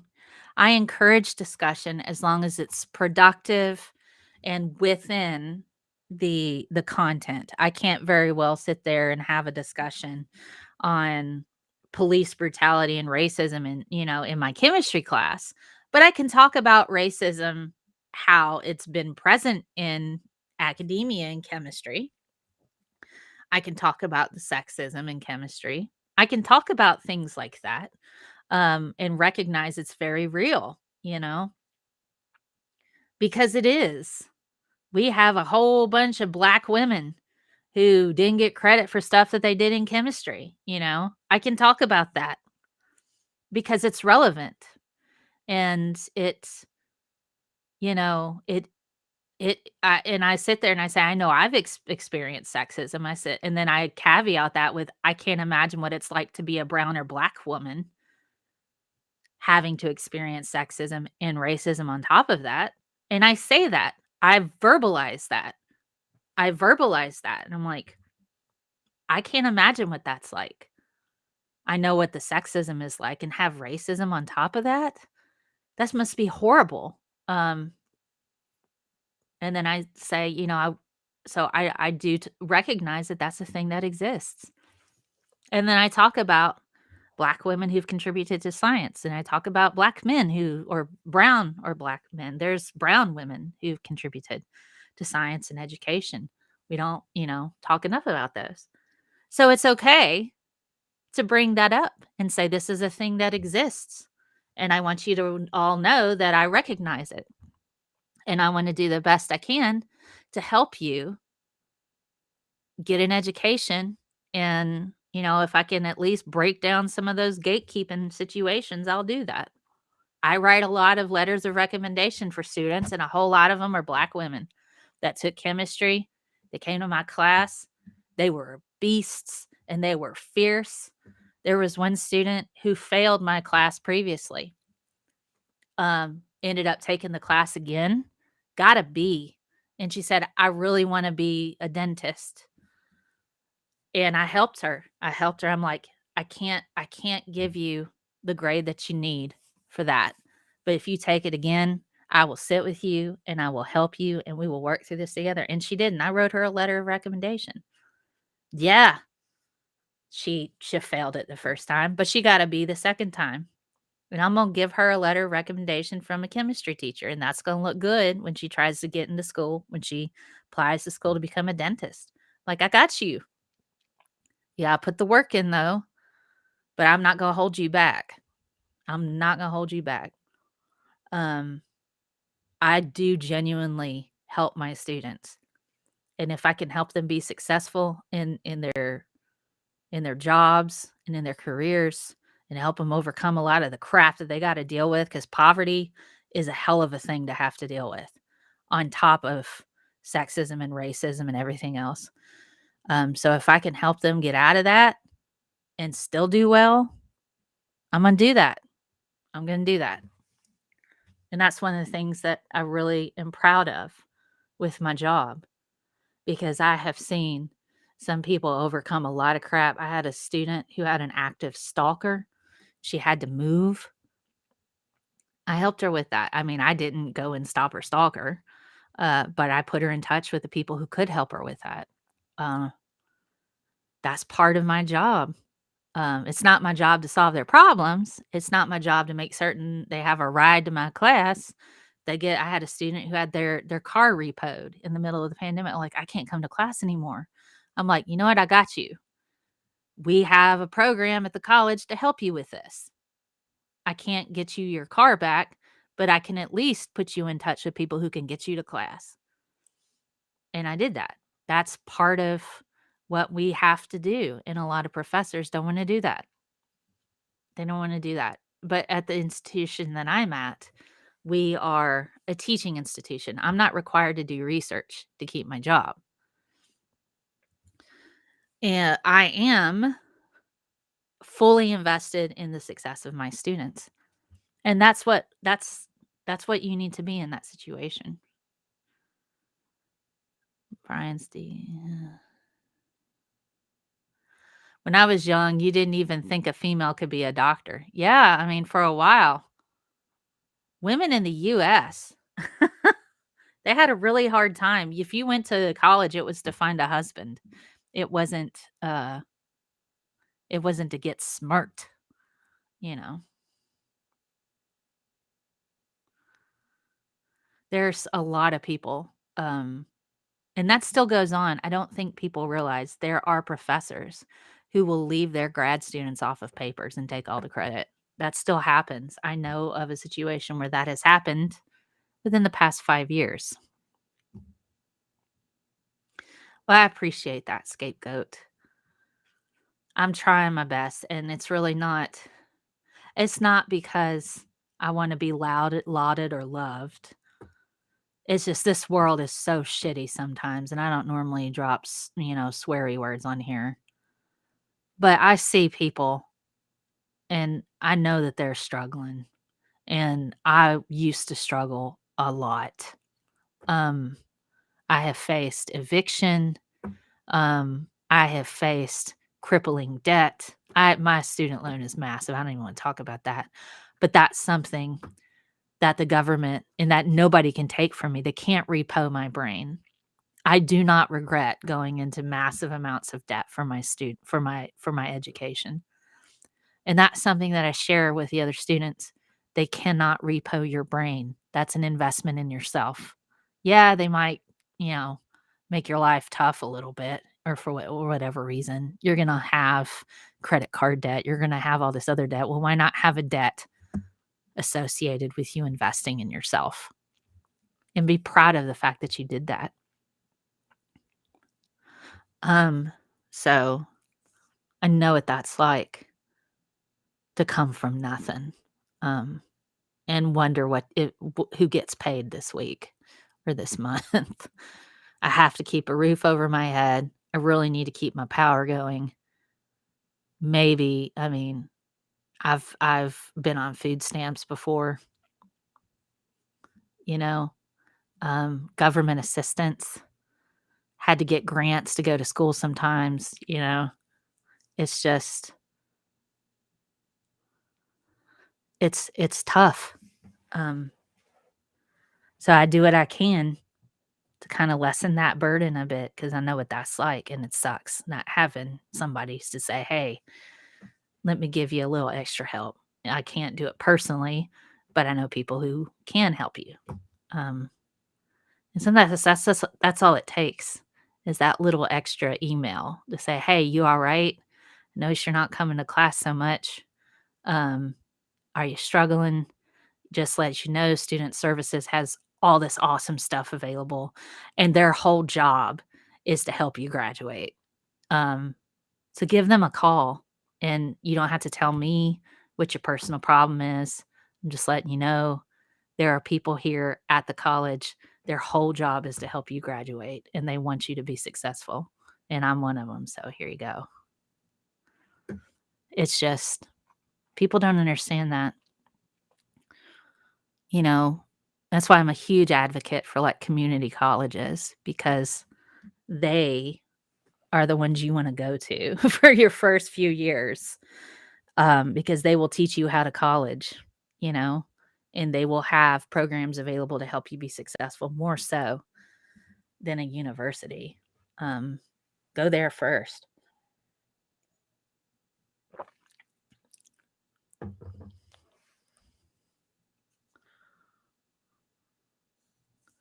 It's always been mind-boggling to me, the people who help make the rich rich, they do without. Yeah. Blows my mind, and they line up tomorrow again to do it. That's right. The rich just get richer. Oh my goodness. And it's weird. My grandfather recently passed away, right before Thanksgiving, actually. And I wasn't really, sad. I didn't even cry about it. I knew he was struggling, but he always favored my male cousins over me. And he always favored them over even my mother, his own daughter. And he loved Trump. He was a huge Trump supporter, and he talked about, well, he went to Wharton. I said he has a bachelor's degree in real estate, and his parents gave that college a lot of money. And even his professors talked about how stupid he was. Having a degree from Wharton doesn't mean anything. It really doesn't if you're an idiot. It's just a way to network. It allows you to be part of a class of people that network to get to know who the rich people are so you can get rich too or stay rich. Has nothing to do with that. I have 4 degrees, Grandpa. How about we listen to the person that is more educated than the president and not a good human at all? He always bragged about me because I'm the most educated person in my family. My brother and my sister and I are the only people in our extended family that have degrees, let alone post-grad degrees. And he bought my cousins clothes. He bought them shoes. He helped pay to get their cars fixed. He bought them food. He paid their rent sometimes. He bought them equipment for football. You know how often he did that for me and my family? Almost never. And my cousins, they all got football and wrestling scholarships. Do you know how many of them actually got degrees from that? None. They all quit college because they said it was too hard. One of them died because he decided to get out of a car on a highway and he got hit by a car and died. Another one lives in borderline poverty and doesn't even take care of his mother anymore. Moved in with his mom because he couldn't afford to keep his house. And then the other one, I think he married somebody who had a lot of money, and he works as like a regional manager for Home Depot, I'm pretty certain, or Lowe's. I can't remember. But even with all of that extra that my grandpa gave them, wow, we almost lost our house. My mom didn't have a car for a while. We ate fish sticks and macaroni and cheese because that's what we could afford. Despite not having the extra that my grandpa gave my cousins, we all managed to be thriving, successful members of our community. Not my cousins. They got all that extra, and they still couldn't survive on their own. Most of them, well, And so at the funeral, really glad they didn't ask me to speak. I just sat there, and it was really strange. People would come up to me and they'd be like, "I'm so sorry for your loss." I'm going, "He died in his sleep. He couldn't ask for a better way to, peacefully pass." That's all I could say.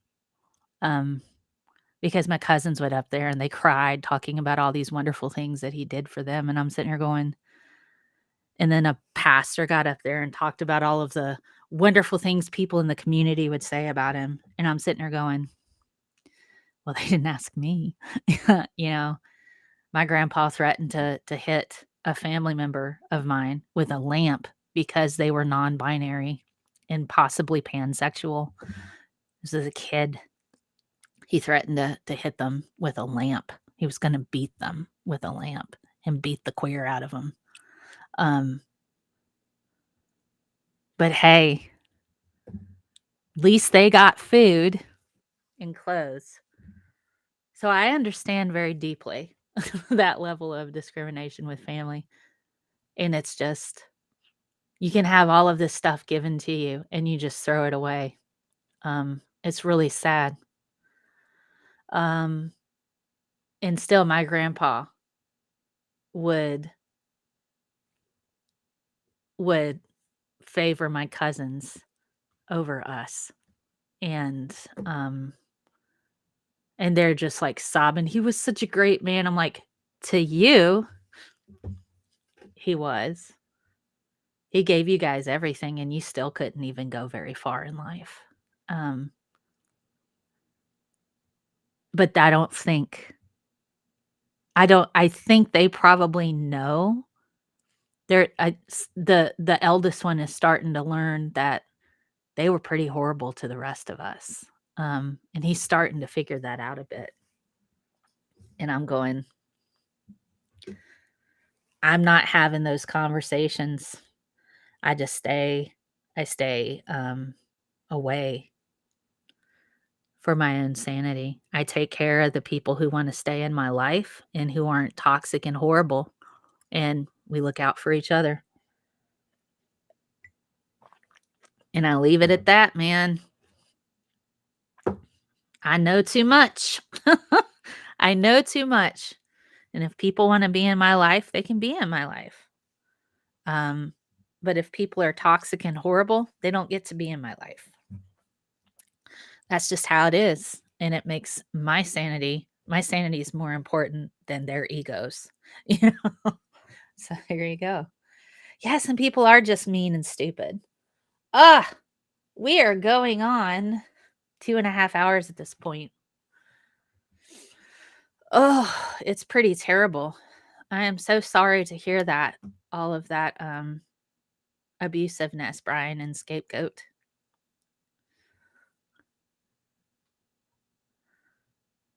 Yeah, you know, that's the best way to be. Born in the 1880s. I tell you who I do miss. My grandfather on my dad's side. He was a war hero. And that man knew we all had allergies. So when my parents got divorced, he knew that we couldn't cut the grass because our allergies were so bad. So he would come over. This elderly man would come over and cut our grass for us. And that's a grandpa. And he'd give me a quarter. He'd give me his last quarter and tell me to go buy myself something nice. Not understanding that a quarter didn't do much. But still. Hello. Long time no see. Greetings from Austria. Thank you, Lebensverdig. I think that's right. Lebensverdig? Probably said that wrong. And I apologize if I did. A great-great-grandfather. There you go. All right, let's read from Mr. Rogers. Let's shift this. We were talking about pee earlier. I'm no longer nauseated. I don't want to talk about it again. All right, let's find something.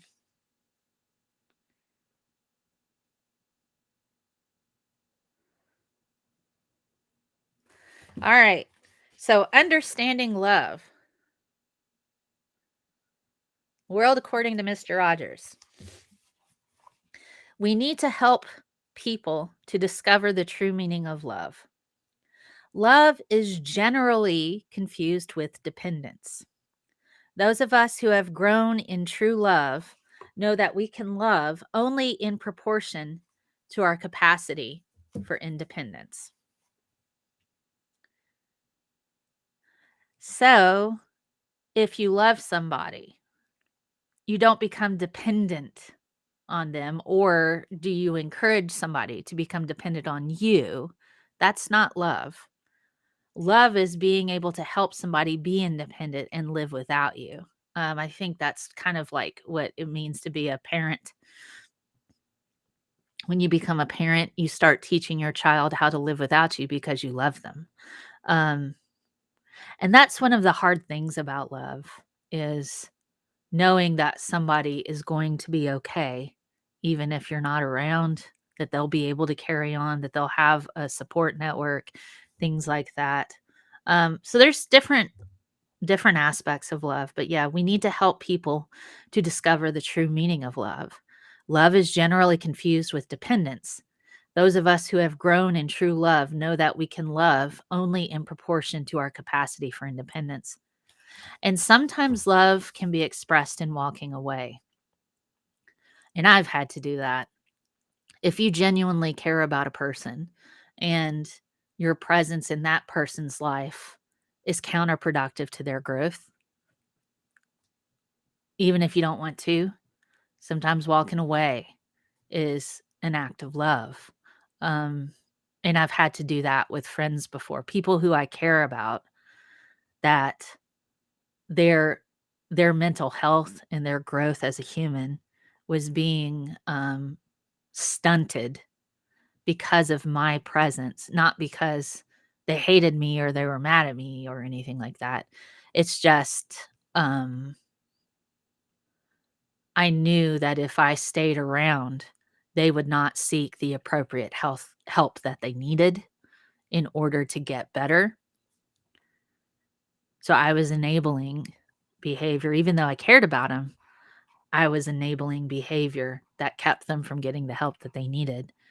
So sometimes in my mind, an act of love is walking away. And sometimes an act of love for yourself is walking away from a toxic situation. So that's where that independence can be really important. So there's a lot to kind of unpack with that. But there you go. Maya says, I've had to do that with family. Other fam would chide me for not loving them, but I would constantly tell them that love shouldn't come at the detriment of one or both parties. Yeah. Kindness and generosity not only costs nothing, but it brings great reward. That's true. Kindness is not the same as nice. You know what I mean? You can be nice and not be kind. Sometimes kindness is walking away, saying no. Sometimes kindness is confused. Like you have to be nice all the time. No, sometimes kindness is not going to that person's house because that fake niceness is not who you are, and that's not really healthy for you or for them. Sometimes kindness is, telling the truth about somebody, a kindness. Kill them with kindness, that's or niceness or whatever. Sometimes kindness is pulling them aside and telling them the truth, saying, hey, you really messed up there. I'm telling you this because I care about you. And I'm telling you this privately because I care about you.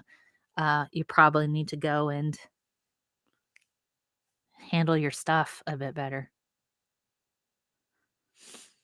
My siblings will never learn that lesson either, says Krabby Hermit. I stopped trying to make them listen just to save what little sanity I have kept. Yep. Sometimes kindness is saying no more sometimes. For your own sanity, you got to be kind to yourself.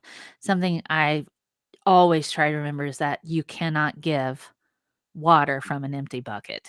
You cannot give water from an empty bucket. And if your energy is gone, if somebody's taking, and you're like, I need to be beneficial to the people in my life, and that means you're taking too much of me, and that's not being kind to the other people that I need to be there for right now, So it's hard. It's really hard, guys. Adulting is hard, but boundaries are very, very important. In having people in your life who understand those boundaries, that's super, super important. I have somebody in my life, they will let me know if they're like, I cannot talk right now. I am out of energy for people. And we have code words for that. And I'm like, all right, I'm around. You know where I am if you're feeling better. I mean, understanding each other's boundaries, that's kindness too, Being kind lately is not screaming, I told you so to most of the people I know, right? Kindness is respecting boundaries, And sometimes kindness is letting people fall on their face and messing up, and then you be there to pick them up, and you say, all right, so this happened. What can we do next time to make certain this doesn't happen again, So there you go. The world according to Mr. Rogers. What is love? Baby, don't hurt me. Don't hurt me no more. Oh my goodness. So I will see you next Saturday. Not certain what the show will be about. I'm going to be working. I need to exercise. I need to exercise sometime today. I'm really tired and I think I might puke. So, need to deal with that. And I'll say, you always make each day special for me. You know how? By just your being you. I will see you next time. Thanks for hanging with me and thanks for being here. Bye.